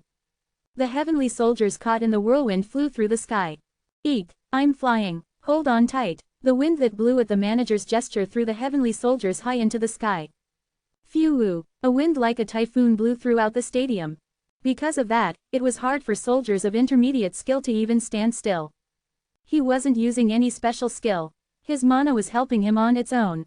Phew! Huff! A Liang Jinkan exhaled roughly. Further away, on the other side of the collapsed stadium, Li Yi loaded an arrow into his trembling hands. Harkin, who was staggering and gathering electricity at his fingertips, collapsed to the ground as if his legs had given out. I pay my respects. The manager's clothes didn't flutter even in the strong wind. The top-ranking high rankers are different. As expected, you are the one who ruled the heavens. Thank you for the compliment. You can take it as an honor. It's a miracle that you, mere creations from another world, have even grazed the collar of our clothes, the master of mana. The manager's collar was torn in several places. All of them were traces of the battle with the rankers, including a Liang Jinkan. Well, swish, a Liang Jinkan put more strength into his hand that was holding the sword of the crescent moon. It's hard to tell if that's a compliment or mockery. Pop, boom, the general's sword of the crescent moon once again traced a huge trajectory. Swords of the crescent moon flew in from several directions at the same time. The manager stretched out his hand toward the swords of the crescent moon. Quaat! The wind that spread from the manager's fingertips pushed the swords of the crescent moon away. The swords of the crescent moon were not only unable to cut him, but they couldn't even get close. A Liang Jinkan stepped back with his footwork and looked at the sword of the crescent moon in his hand. Again, the moment he swung the sword of the crescent moon, the mana that was attached to the weapon dispersed. It felt like the mana was refusing to attack the manager. His attack became awkward because of that strange feeling. But, clank, a Liang Jinkan put more strength into his hand that was holding the sword of the crescent moon. I'm getting used to it little by little. In order to prevent the magic power from scattering, it required a high level of concentration and more magic power than usual.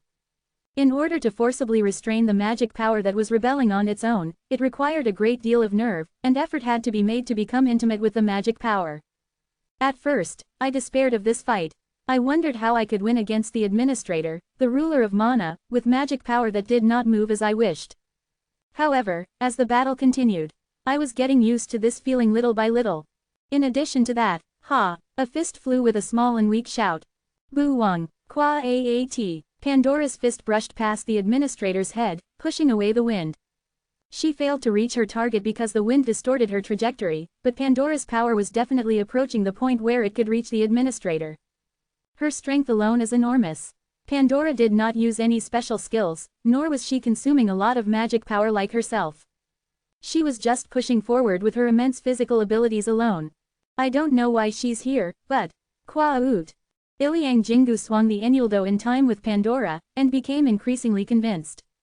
I can win, in the gap created by Pandora. Squeak. Peong. Li Yi's arrow flew and pierced the administrator's shoulder. In an instant, the administrator lost his balance.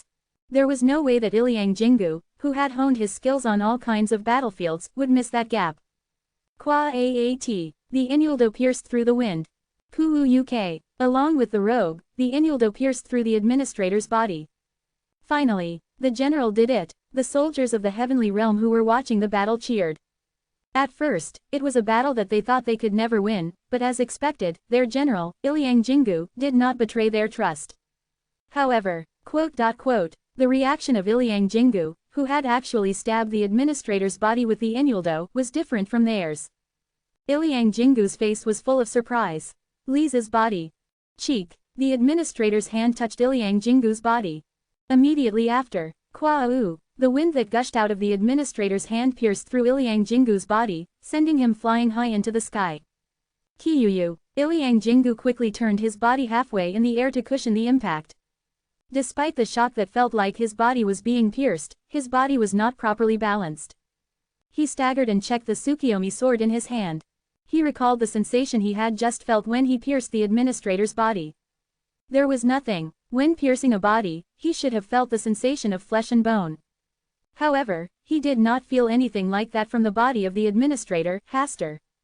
His body was empty. Aside from the robe covering his exterior, there was nothing in the space inside. How am I supposed to fight this? He thought he had barely touched him, but he had no physical form. It was a desperate situation. Silence fell over the stadium. The administrator inhaled deeply. Those who have not yet given up. 3 rankers stepped forward into his gaze. There are 3 of you. Tsukiyomi, Pandora, and Halgan. Despite the situation that Iliang Jingu had fallen out of, they still intended to fight. About 10 years ago, there was an incident where the administrator of the first floor was killed. Tsukiyomi's eyes flashed white. Administrators are neither gods nor invincible. Tsukiyomi's eyes filled with mana. Her pupils disappeared and her irises turned white. Seeing the mana flowing from her eyes, the administrator could tell where Tsukiyomi's power came from. Is it Izanagi? Izanagi, the ancient high ranker who created the first 3 divine artifacts, and the name of the item created when the 3 divine artifacts became one. The strange thing was the fact that the 3 divine artifacts had disappeared over the past 10 years. How did you collect them? Tsukiyomi, who had appeared after collecting the lost 3 divine artifacts. Instead of answering the administrator's question, she activated Izanagi's ability. Izanagi controls the mana in the surrounding area. The mana amplification rate of targets recognized as allies increases dramatically. Mana is taken from targets recognized as enemies. Sususis. The wind that had been gathering around the administrator scattered loosely. Mana was gradually being drawn to Tsukiyomi. The administrator began to resist the power. Lord of Mana resists Izanagi. The power of Izanagi is weakened by 48%. The power of the weakened item. He had succeeded in resisting almost half of it, but that did not mean that it had no effect. The power of Izanagi intervened in the administrator's mana. Administrators, the lords of all mana. It was truly surprising that they could intervene in their power. Thud, thud, thud. Ice barriers arose around the administrator. Tsukuyomi appeared with a chilly aura. How? She asked, pointing the crimson blade towards the administrator's neck. I wonder that myself. Re-up. The administrator's robe was torn by the crimson blade in her hand. At the same time, wind rose around the administrator again. Sharp gusts of wind left cuts and blood on Tsukuyomi's face. Resisting the force that pushed her away, Tsukuyomi cut the administrator's robe. You resist in vain. The administrator's voice grew stronger. The eyes engraved on her had the power to counter the administrator's power. It's not in vain. Swish. And then, Pandora appeared from behind the administrator, grabbing onto his shoulder. We'll win. This time too. Clang. Quang. An explosion erupted with the fists that collided. The administrator's body swayed momentarily from the impact. And the next moment, crackle, crackle. Thanks to this, I can breathe a little. Was it because she was recognized as an ally within Izanagi's domain? Free from the administrator's influence, Hargan, who had begun to control his magic, created a giant spear of lightning. Kaboom! A golden spear pierced the administrator's body. His lightning, which had earned him the ridiculous nickname of Discount Zeus in the world, had struck its mark. Crackle, crackle, crackle. The light emitted by the lightning swept through the center of the stadium. Having used up all his remaining magic, Hargan collapsed backwards, sitting on his butt as if he had been drained, and Tsukuyomi distanced herself to avoid getting caught up in the lightning.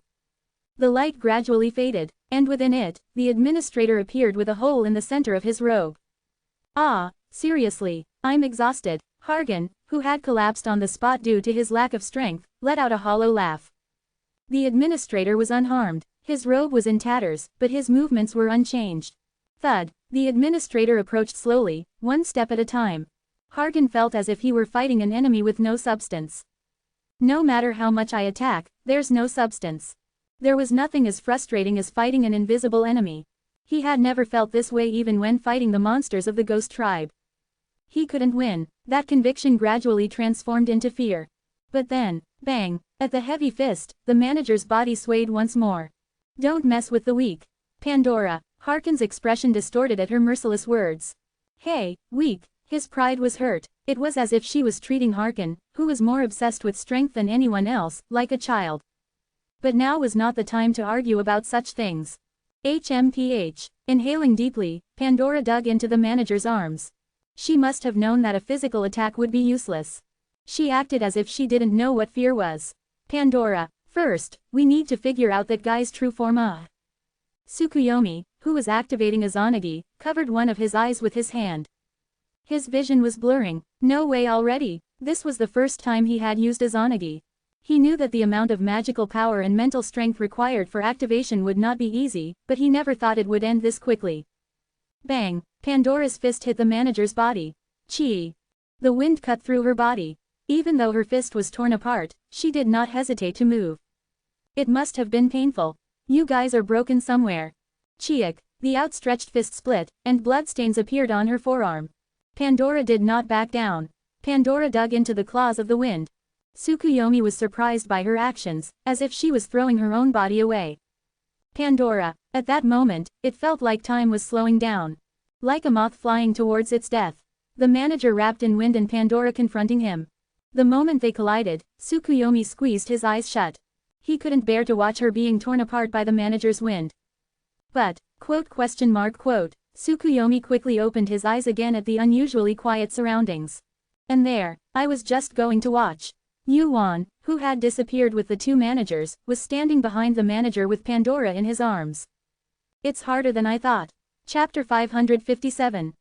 Up until now, Yuan had been quietly watching the fight from a corner of the spectator seats. One of the admins was fighting against a team that he had created.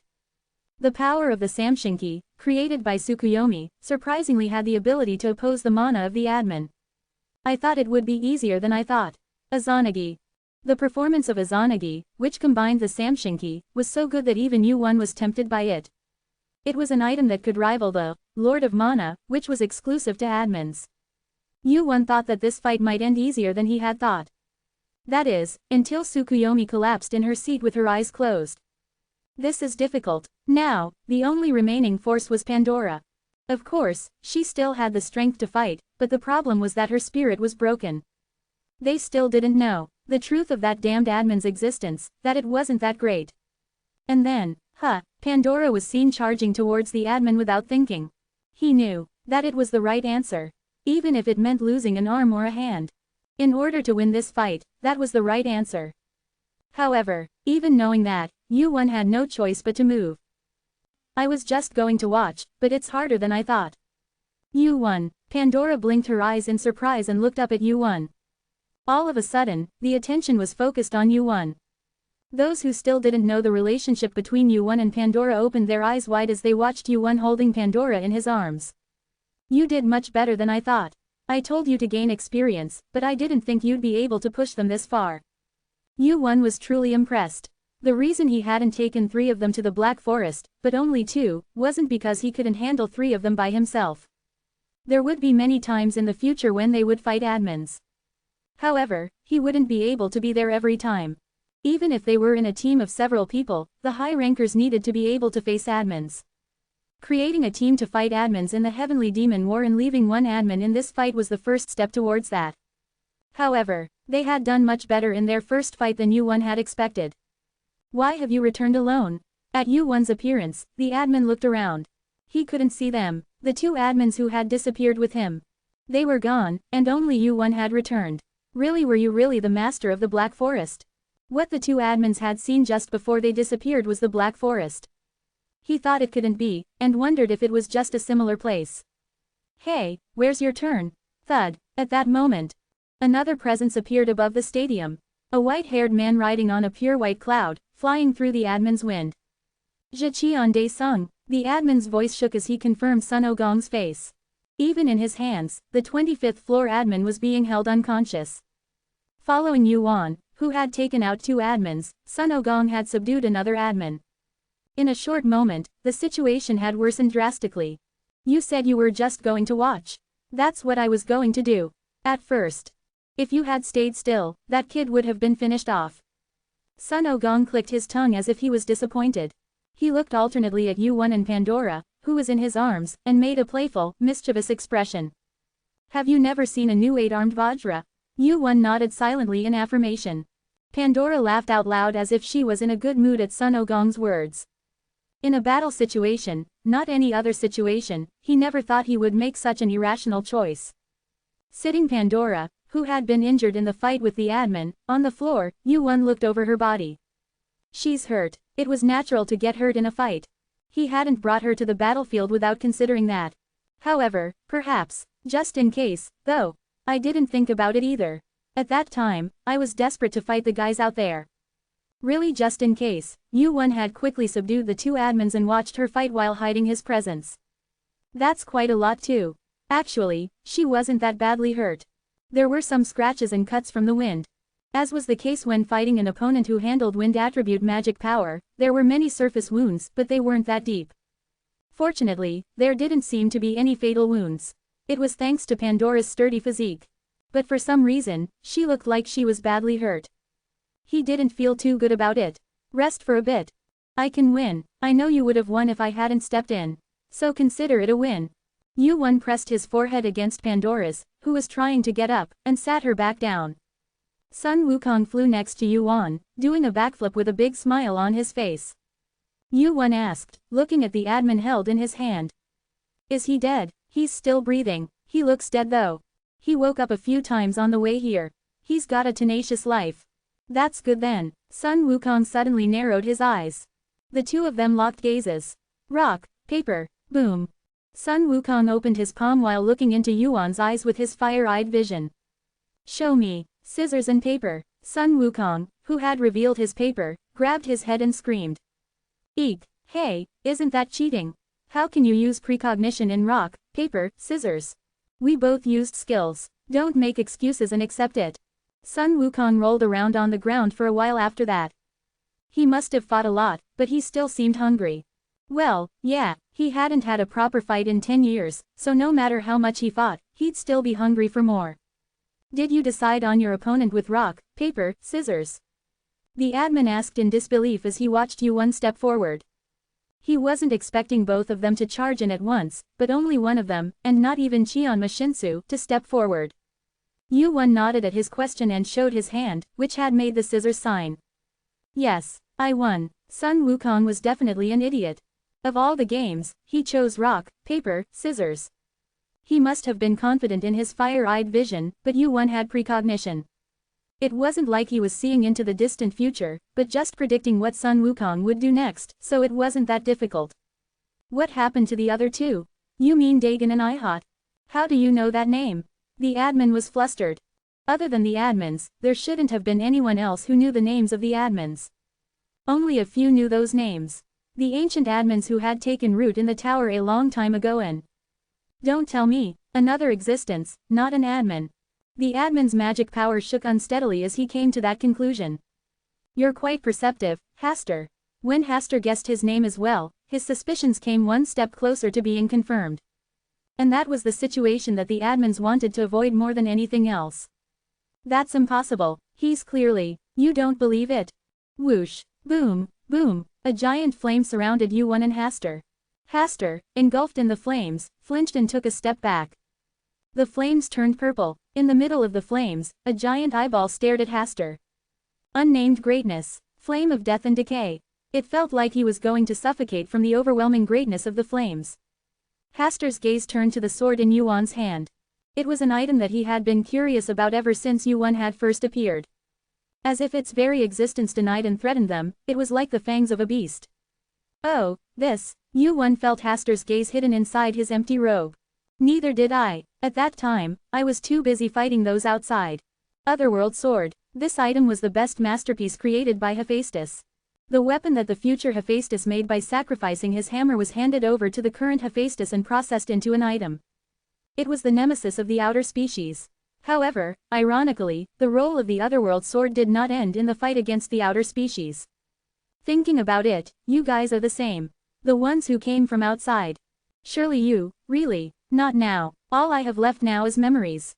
But funny enough, you only remember Azathoth and forgot about me.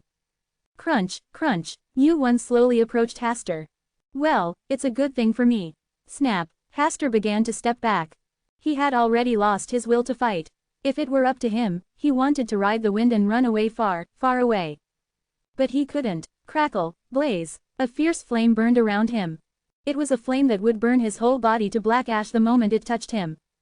Unable to ignore the flame and move, Haster stopped stepping back and turned his head to look at Yuan.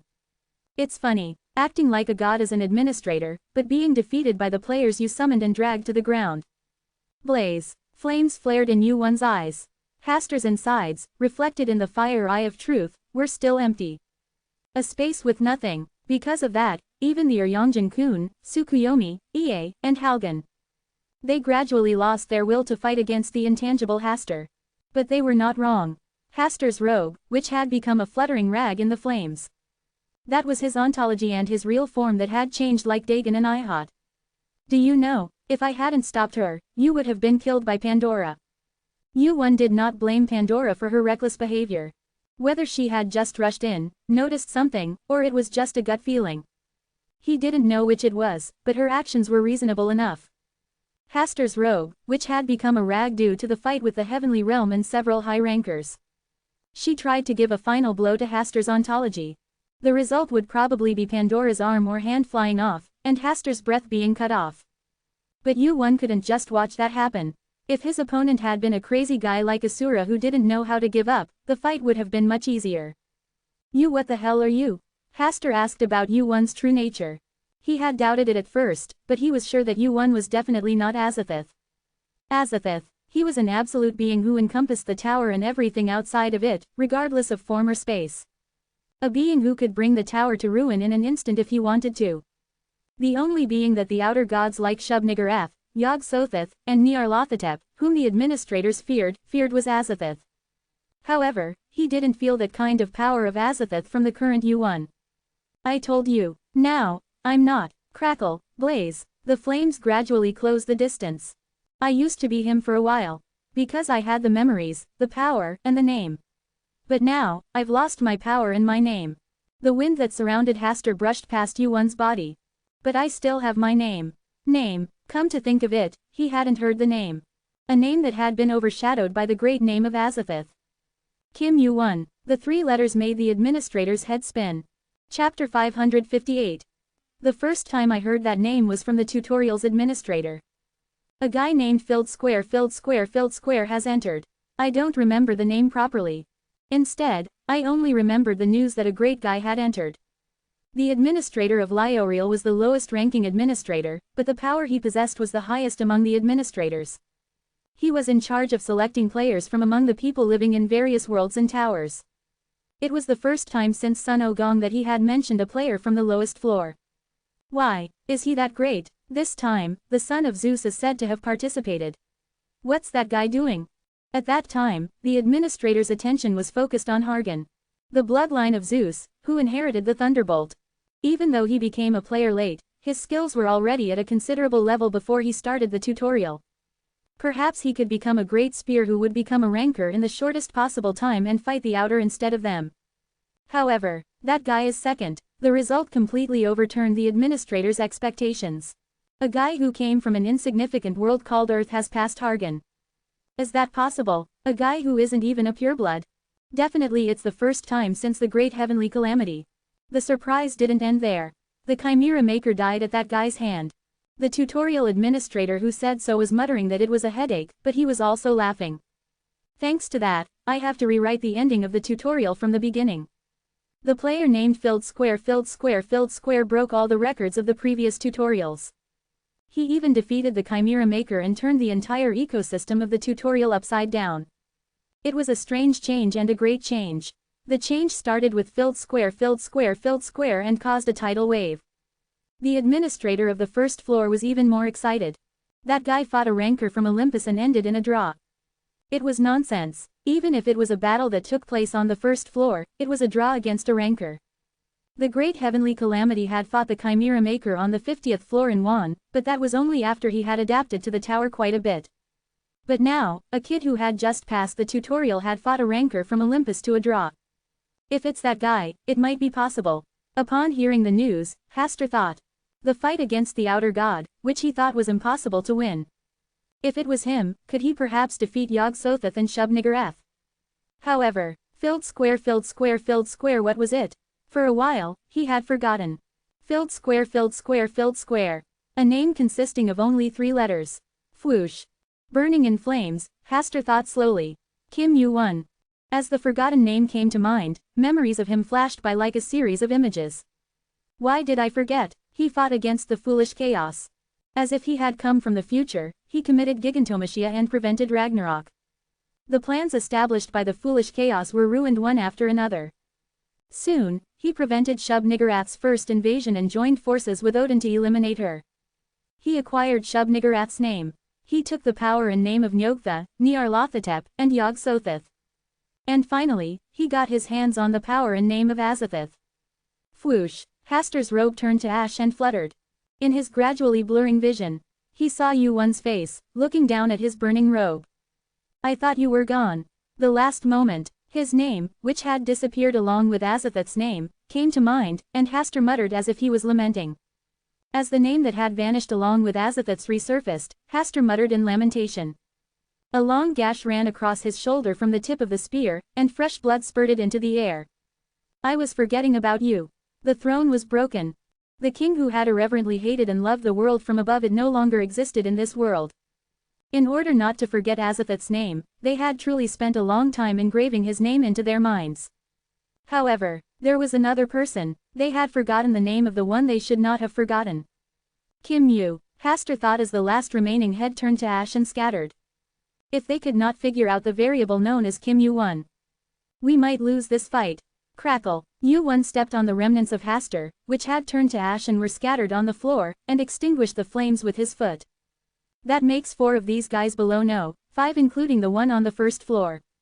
Somehow, the heavenly war had become bait that had attracted many of the overlords. 5 out of 100.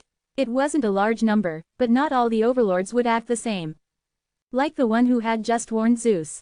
No matter how many there were definitely some among the overlords who opposed the idea of kicking out the guilds and the players. This should keep those guys at bay for a while. He had lost 4 of his comrades in an instant. Now that even the 95th floor overlord was injured, the cautious ones wouldn't move recklessly. In that case, if they're after the heavenly war, I guess we can assume that they've already started working behind the scenes. He couldn't waste any more time. Thinking about what he had to do next, Yu-won recalled a game he used to play on Earth long ago. They used to call this a mafia game. Crackle. Yu-won stepped on the remnants of Hastur, which had burned to nothing once again, and extinguished the surrounding flames. Whoosh, flutter. The flames gradually subsided. Right next to him were Son Goku, who wore a disgruntled expression, and Pandora, who was tending to her wounds. And beyond that, there were people who stared at Yu-won in shock and remained silent.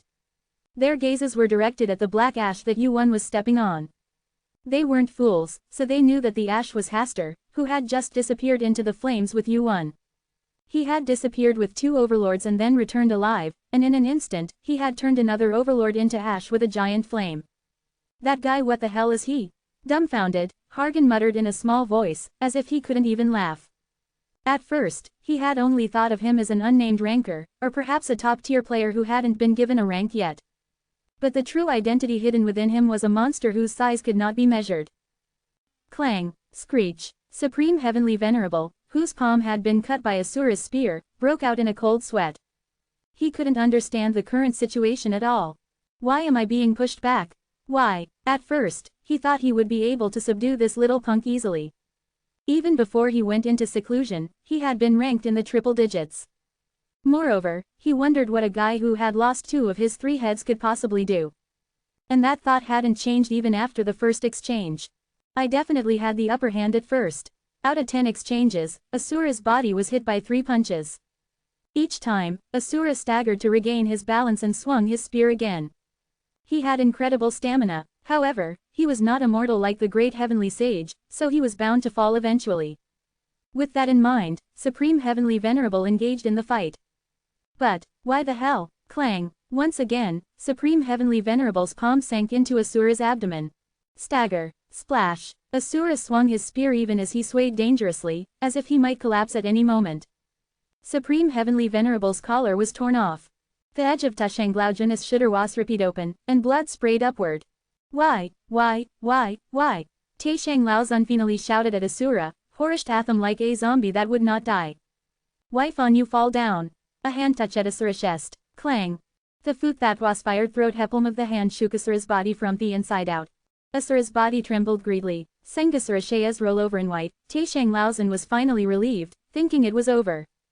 And at that moment, bang, Asura, who had been staggering as if he was about to collapse, regained strength in his hand that held the spear. Would you prefer to beg meadow spareu? Thud, quote, the handle of the spear that swung by Azura hit Taishang Laozun's waist. Taishang Laozun clenched his teeth to withstand the shock. If he could withstand this one time, it would be turn for him to counterattack. That's what it should have been. These were Dan Vaj rhyming a Taishang Laozun Shiadan chest.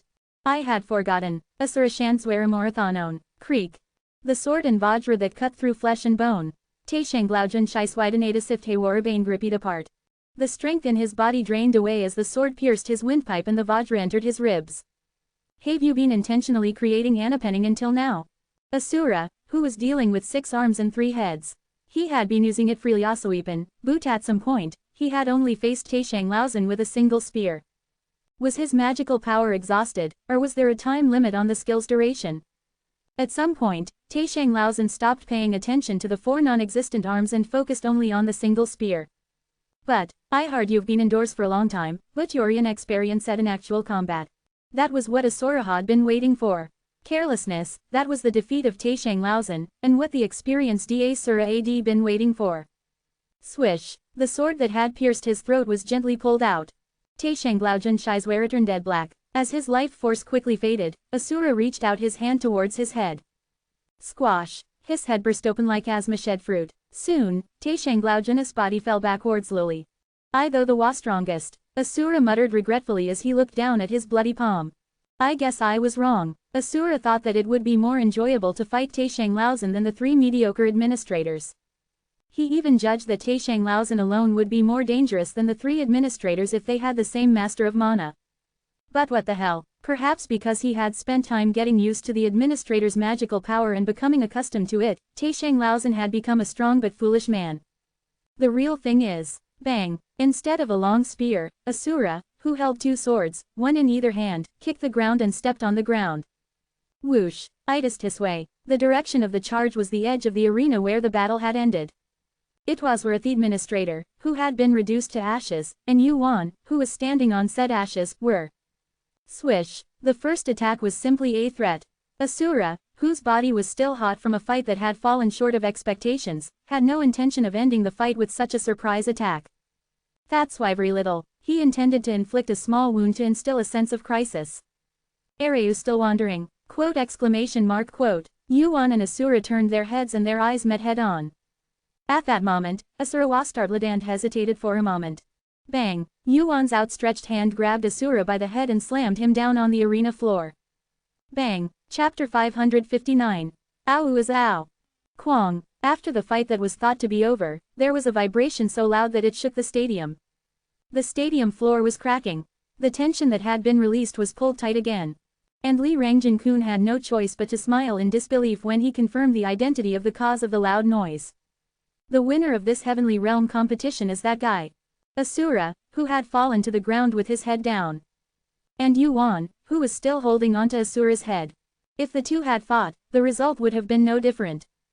Where the hell did that guy come from? The list of participants was confirmed before the main tournament began. Kim Yoo-hun, a name that could not be found in the rankings. That's why the Heavenly Realm thought of him as just a talented top player. But what the hell? After the main tournament began, he showed his unrivaled skills on the battlefield where the administrator intervened. He had done something much greater than winning the Heavenly Realm competition. Whatever his identity, I can't just antagonize him because I'm suspicious. Above all, he was a benefactor of the Heavenly Realm. He was a hero who saved the Heavenly Realm when Taishang Laojun, who had colluded with the administrator, was about to offer the entire Heavenly Realm to the administrator. It was not right to antagonize him because he could not be found in the rankings and his identity was unknown. No, rather, he owed him an insurmountable debt. First of all, after all the battles were over, Li Rangjin-kun looked around the battlefield filled with bloodstains and corpses and closed his eyes tightly. I guess I have to clean up this mess. The era of peace was over. The Heavenly Realm was busy moving. It was natural because the competition they hosted was a mess. They had to collect the bodies of the dead warriors and discuss what compensation to give to the deceased participants. The spectators who came to watch the game were also a problem. There was no way they could just let go of the expensive points and time they had spent. Of course, regardless, Yoo-won gained a lot from this incident. The results are not bad. Yoo-won recalled the purpose of participating in this competition for the first time. To make another name known instead of his own name, which had been forgotten among the people. It was quite successful, the two administrators who were dealt with in the Black Forest. And even the administrator who burned in the flames, a total of 3 administrators fell into Yoo-won's hands. Some of the participants and Heavenly Realm generals who witnessed the scene doubted the power of the administrator, but ironically, Asura was of great help at the end. There are not many rankers who distrust the ranking. A player who subdued Asura in one breath. That moment had an instantaneous impact on the player named Kim Yoo-hun. Instead of Kim Yoo-won, the name Kim Yoo-hun was engraved in people's minds. Those who doubted him had not completely disappeared, but it was quite a success to have made a name for himself to this extent. Creak. As he opened the sliding door of the room located at the end of the corridor, Pandora, who was lying down with bandages on her body, jumped up. She must have waited a long time after sending the Kitro letter.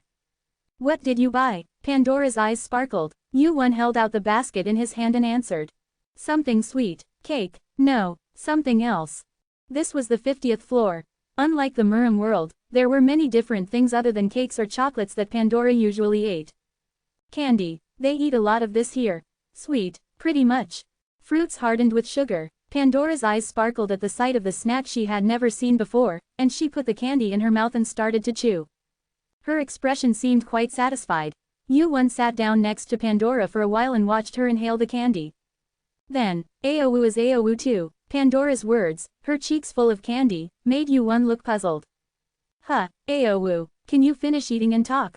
Gulp. As soon as Yoo-won's words fell, Pandora swallowed the sugar-coated candy that was filling her mouth. Che. Pandora spoke to Yoo-won, who was worried for a moment. You don't have to do that from now on. I don't have to. I can fight too. Now, Yoo-won, who had his eyes wide open for a moment, soon smiled and reached out to pat Pandora's head. She nodded her head as if she understood, but in fact, she didn't. It was the same in the fight the day before yesterday. At first, she thought she would just watch. She wanted to see Pandora jump into the front lines and win. But even in a fight she could win, Yoo-won eventually stepped in. Her body moved before her head, but the reason was all too clear. She didn't want to see her get hurt. I can't make a promise. She knew for sure this time. Yoo-won couldn't just leave Pandora alone. Early Coley, and then an unwelcome guest interrupted. Yoo-won and Pandora are in love. In love. Sun Wukong, who had learned such a thing from somewhere, teased Yoo-won and Pandora, pointing his fingers at them. Yoo-won turned his head and glared at Sun Wukong, waving his hand. Don't ruin the mood and go away. Early eek. Puck. Thud. Sun Wukong was hit in the nose by the flying candy and fell backward. Yoo-won had snatched the candy from Pandora's hand and threw it at Sun Wukong's face with all his might. He made sure to hit that nasty face, even using prediction to do so. Behind Sun Wukong, who had fallen like that, another unwelcome guest came. What a mess. A silver-haired woman clicked her tongue as she looked at Sun Wukong, who had fallen in front of the door and the dented floor. Tsukuyomi. She appeared with a cold air, and in her hands was a basket full of fruits that were hard to find even in the heavens. Are you hurt? Are you okay? She asked Pandora, holding out the fruit basket. Pandora, who had been checking the contents of the basket for a moment, slipped into the blanket, revealing only her face. She didn't seem very happy. You're more timid than you look. Tsukuyomi didn't seem to mind and put the basket down next to her, looking back at Yuan. She didn't seem to notice the fire in Pandora's eyes at that moment. Then will you answer instead? She's not hurt, she's not badly hurt, and she doesn't have anywhere to go in a hurry, so she's just getting treated. Is that so? I'm glad. Tsukuyomi approached Yuan. Whether she didn't know or was pretending not to know, she greeted Yuan, not noticing Pandora's gaze. Thank you again. I found the Samshinji I was looking for, and I was able to create the Izanagi that we wanted so much. I still have a little more practice to do. You're not lacking much. I felt it to the bone this time, too. That's how it should be. You're more cheerful than I thought. Tsukuyomi laughed warmly at Yuan's reply, not knowing that he was being sincere. Her attitude was somehow much softer than when they had first met. Well, the Samshinji was the long-cherished wish of the three demon kings. There was no longer any burden on Tsukuyomi's mind, who had achieved it. Anyway, I'll repay this debt. Then I'll be going. Tsukuyomi left a short greeting and left. It seemed that she had intended to thank Yuan before leaving the heavens. The place where Tsukuyomi had passed by for a short time. It got a little colder. As expected of Tsukuyomi, who wields ice attribute magic power, the place she passed by was quite chilly. That's what I thought. Quote. Pandora glared at him with murderous eyes. The identity of the cold air was not Tsukuyomi. In the chilly air, Son Goku, who had been watching for a while, carefully opened his mouth. Holy moly, both of you, get out. Pow, hit by another flying dango, Son Goku fell backwards. This time, it was Pandora.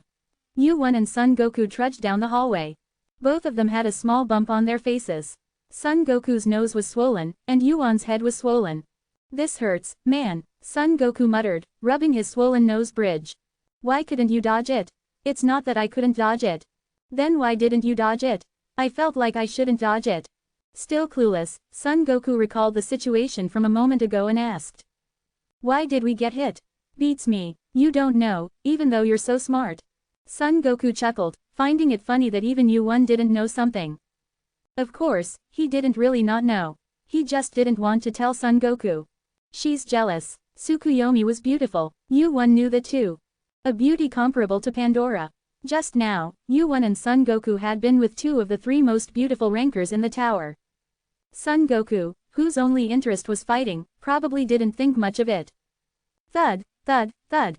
As Yuan and Son Goku walked together. At the end of the hallway, they heard the sound of aggressive footsteps. Here he comes again, that guy. Son Goku clicked his tongue and supported his head with both hands. He should just challenge me to a fight. I'd gladly take him on. Swish. Ashura approached with a fierce expression, drawing two swords.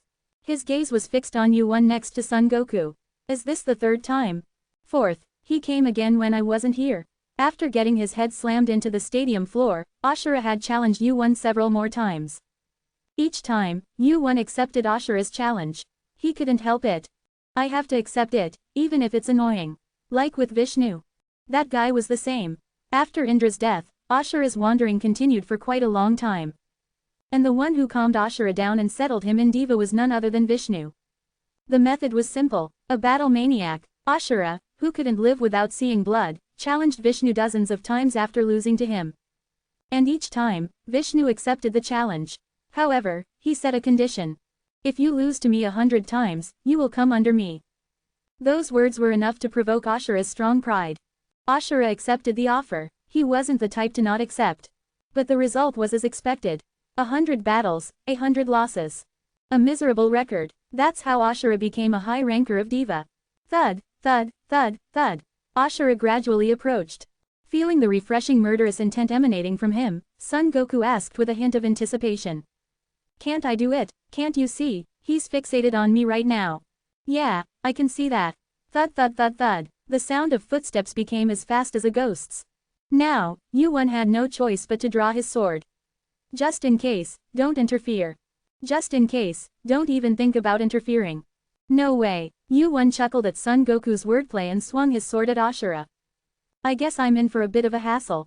This was the fourth time. The remaining number was 96. Chapter 560. Twang. Asura was sent flying out as the thick, wooden wall shattered. Asura staggered to his feet before collapsing right there. Yuan walked out through the shattered wall. You're done for, this time. Yuan looked down at Asura as he wiped away a drop of blood that was running down his cheek. You're disgustingly persistent. Was this the 11th or 12th time? Asura was slowly getting used to fighting Yuan. It was taking longer and longer to subdue him, and this time, he had even managed to land a small blow. It had been the same with Vishnu. He had said that his 100th fight with Vishnu had been the most difficult. This is a mess. Yuan approached as he watched the situation unfold. Why are you fighting again? That's what I'm saying. It looks like Asura keeps charging at him. Isn't this self-defense at this point? Why don't you just kill him? Is that what you're asking? Yeah, Asura had no backing. This meant that there was no need to worry about retaliation if he were to be killed. Despite this, Yuan continued to spare Asura's life even as he charged at him over and over again. If he kept this up, he might end up getting hurt himself. He'll come to his senses eventually. He looks injured too. I guess he's only using his sword. Asura charged at Yuan with a variety of weapons. First, it was a sword, then a spear, then a vajra and a halberd, and even a bow. Yuan responded with the swordsmanship he had learned from Asura, the master of weaponry. The difference was clear. Yuan had originally been ranked higher than Asura even in the future, and he had grown even stronger since then. Stop fighting here. It's not easy to repair these buildings. I was thinking of leaving soon anyway. He couldn't stay here forever. Pandora's injury had already healed, and the heavenly realm had finished cleaning up. His next destination had also been decided. Sun Wukong had already left the heavenly realm, saying that he was bored. It was Yuan's turn to move. Before that, do you happen to? Do you remember someone named Kim Yuan? That's the 4th time you've asked me that question. Yuan had asked this question right after his fight with the administrator. Of course, Yuan had responded that he didn't know. But he had still held out hope. He thought that if he asked a few more times, maybe he would remember after thinking about it. But unfortunately, no matter how much I think about it, I can't seem to remember. The name seems strangely familiar, though. Is that so? The reason he had stayed here for so long was to see this reaction. Would he be able to remember Yuan? Just like Sun Wukong or Heracles, who I've known for a long time. Or like Varuna or Hastur, who I've pushed to the brink of death. In normal circumstances, he would not be able to remember himself. Just confirming this made the past few days worthwhile. What should I do? Yuan's gaze turned to Asura, who was lying on the floor. Should I tell this guy too? Open hollow corner bracket, we can't win like this. A voice rang out in Asura's head. It was his own voice. Along with the owner of the voice, Asura replayed his fight with Yuan in the depths of his consciousness. Open hollow corner bracket, the other guy is too strong. Open hollow corner bracket, we've already lost 11 times. Open hollow corner bracket, no. 12 times. Open hollow corner bracket, does that even matter? Open hollow corner bracket, so when did we become so used to losing? The two fought in Asura's mind. Then, Asura, who was slowly regaining consciousness, interjected in their conversation. Open hollow corner bracket, that's not what's important. Open hollow corner bracket, then what is? Open hollow corner bracket, he knows us. Asura replayed his fight with Yuan. At first, it ended too quickly and he couldn't even remember what happened. Exhausted from the battle with Taishang Laojun, Asura was instantly overpowered by Yuan. The next time was similar. Yuan seemed to know Ashura's sword. Open hollow corner bracket, definitely. The sword he uses is similar to ours. Open hollow corner bracket, no. It's on a higher level. Open hollow corner bracket, it's more refined than our swords. We also need to change. The three of them had this conversation every day. How can we become stronger? What are we lacking? What do we need to do to win? Through all of those processes, they became Ashura. Open hollow corner bracket, there's something more important. And one more thing. There was something they had to absolutely mention. Open hollow corner bracket, that guy hasn't shown us everything he has yet. Open hollow corner bracket, right. Open hollow corner bracket, we have no choice but to admit it. Ashura felt a wall in his battle with Yuan. At first, he thought he could overcome it. He promised that even if he couldn't, he would somehow overcome it. But as he got closer to the wall, it grew bigger and thicker. Open hollow corner bracket, so? Are you going to give up? Open hollow corner bracket, never. Open hollow corner bracket, you know about us. It's a strange question. Of course, Ashura didn't give up. If he was going to give up over something like this, he would have given up on revenge long ago. He felt the real wall at that moment. Open hollow corner bracket. Then what are you going to do? Open hollow corner bracket. You're asking the obvious. Ashura's answer was obvious. Open hollow corner bracket. We have to make him give it his all next time. Ashura opened his eyes. The clear sky and the fast-moving wind tickled his nose. This was the first time he had woken up after fainting. Ashura got up and looked around. This time, he wasn't in a room in heaven. On a carriage, the sun carriage. It was a frequently used method of transportation to go up and down the tower. The replica version of the sun carriage business was known as the #1 contributor to Olympus's wealth. You're awake. I am. Ashura turned his head to the voice next to him. Yu-1 and Pandora. The two of them were sitting on the railing, looking down at him. Are you going to charge at me again? Clack, Yu-1 asked, holding the sheath next to him in his hand. Ashura, who seemed to be contemplating for a moment, touched the sword on his waist. Ashura's fiercely burning eyes moved quickly. Soon, he answered, putting away his murderous intent and fighting spirit. I don't plan on fighting on a carriage, no matter who it is. Indeed, the space is too narrow. You must be rich. Why, you're the only ones here. You must have rented an entire sun carriage. When he took his hand off his sword, he became curious for the first time. What are you? What on earth are you? He looked at Yu-1 and Pandora, who were looking down at him as if he was nothing. He had the power to overpower him as if he was nothing, and he had the wealth to rent an entire sun carriage as if it was nothing. Why on earth had such a person not been known until now? Even if Ashura was ignorant of worldly affairs, he couldn't help but feel that something was strange. You're quick to ask that question. Was it too late? Everyone asks it at least once. Yu-1 stared at him. This was the first time Ashura had woken up and stayed quiet after seeing him.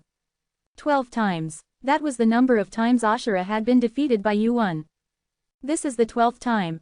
Yu-1, who had woken Ashura, got up and headed into the room of the sun carriage.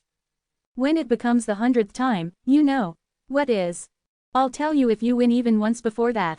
Thud, a vein popped on Ashura's forehead.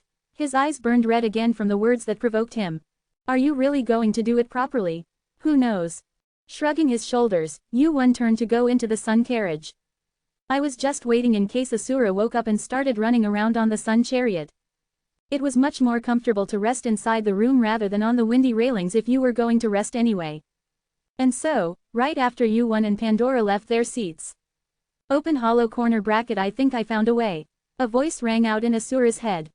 That's strange. Inside a small room located inside the sun chariot. Yu-1, who was lying on the floor with his head on it, recalled his conversation with Asura. It was a short conversation, but it felt strange. It felt like he was talking to several people, not just one. There's only one Asura left. That's for sure. Asura lost one of his 3 heads in the fight with Indra. And he lost the other one in the fight with Outer. So, out of the 3 Asuras, only one survived. That's how it should have been. But, is there a screw loose? Asura definitely acted like 3 people. He was anxious. Of course, Asura was far from normal even in ordinary times. After losing people who were like family to Indra, he became obsessed with fighting and blood. But he had gone a step further.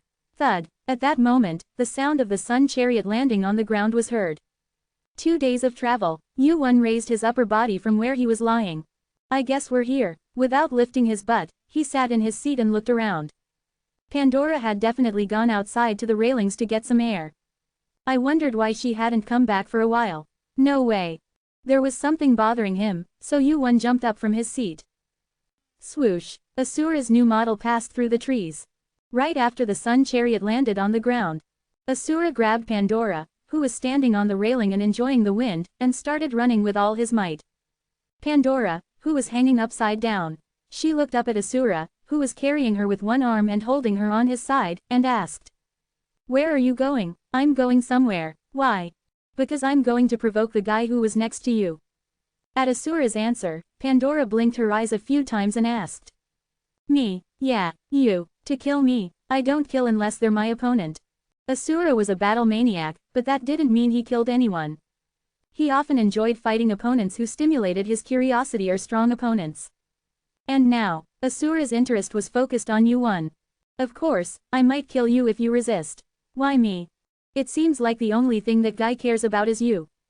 Cares about. Pandora, who was hanging upside down in Asura's hand, smiled faintly.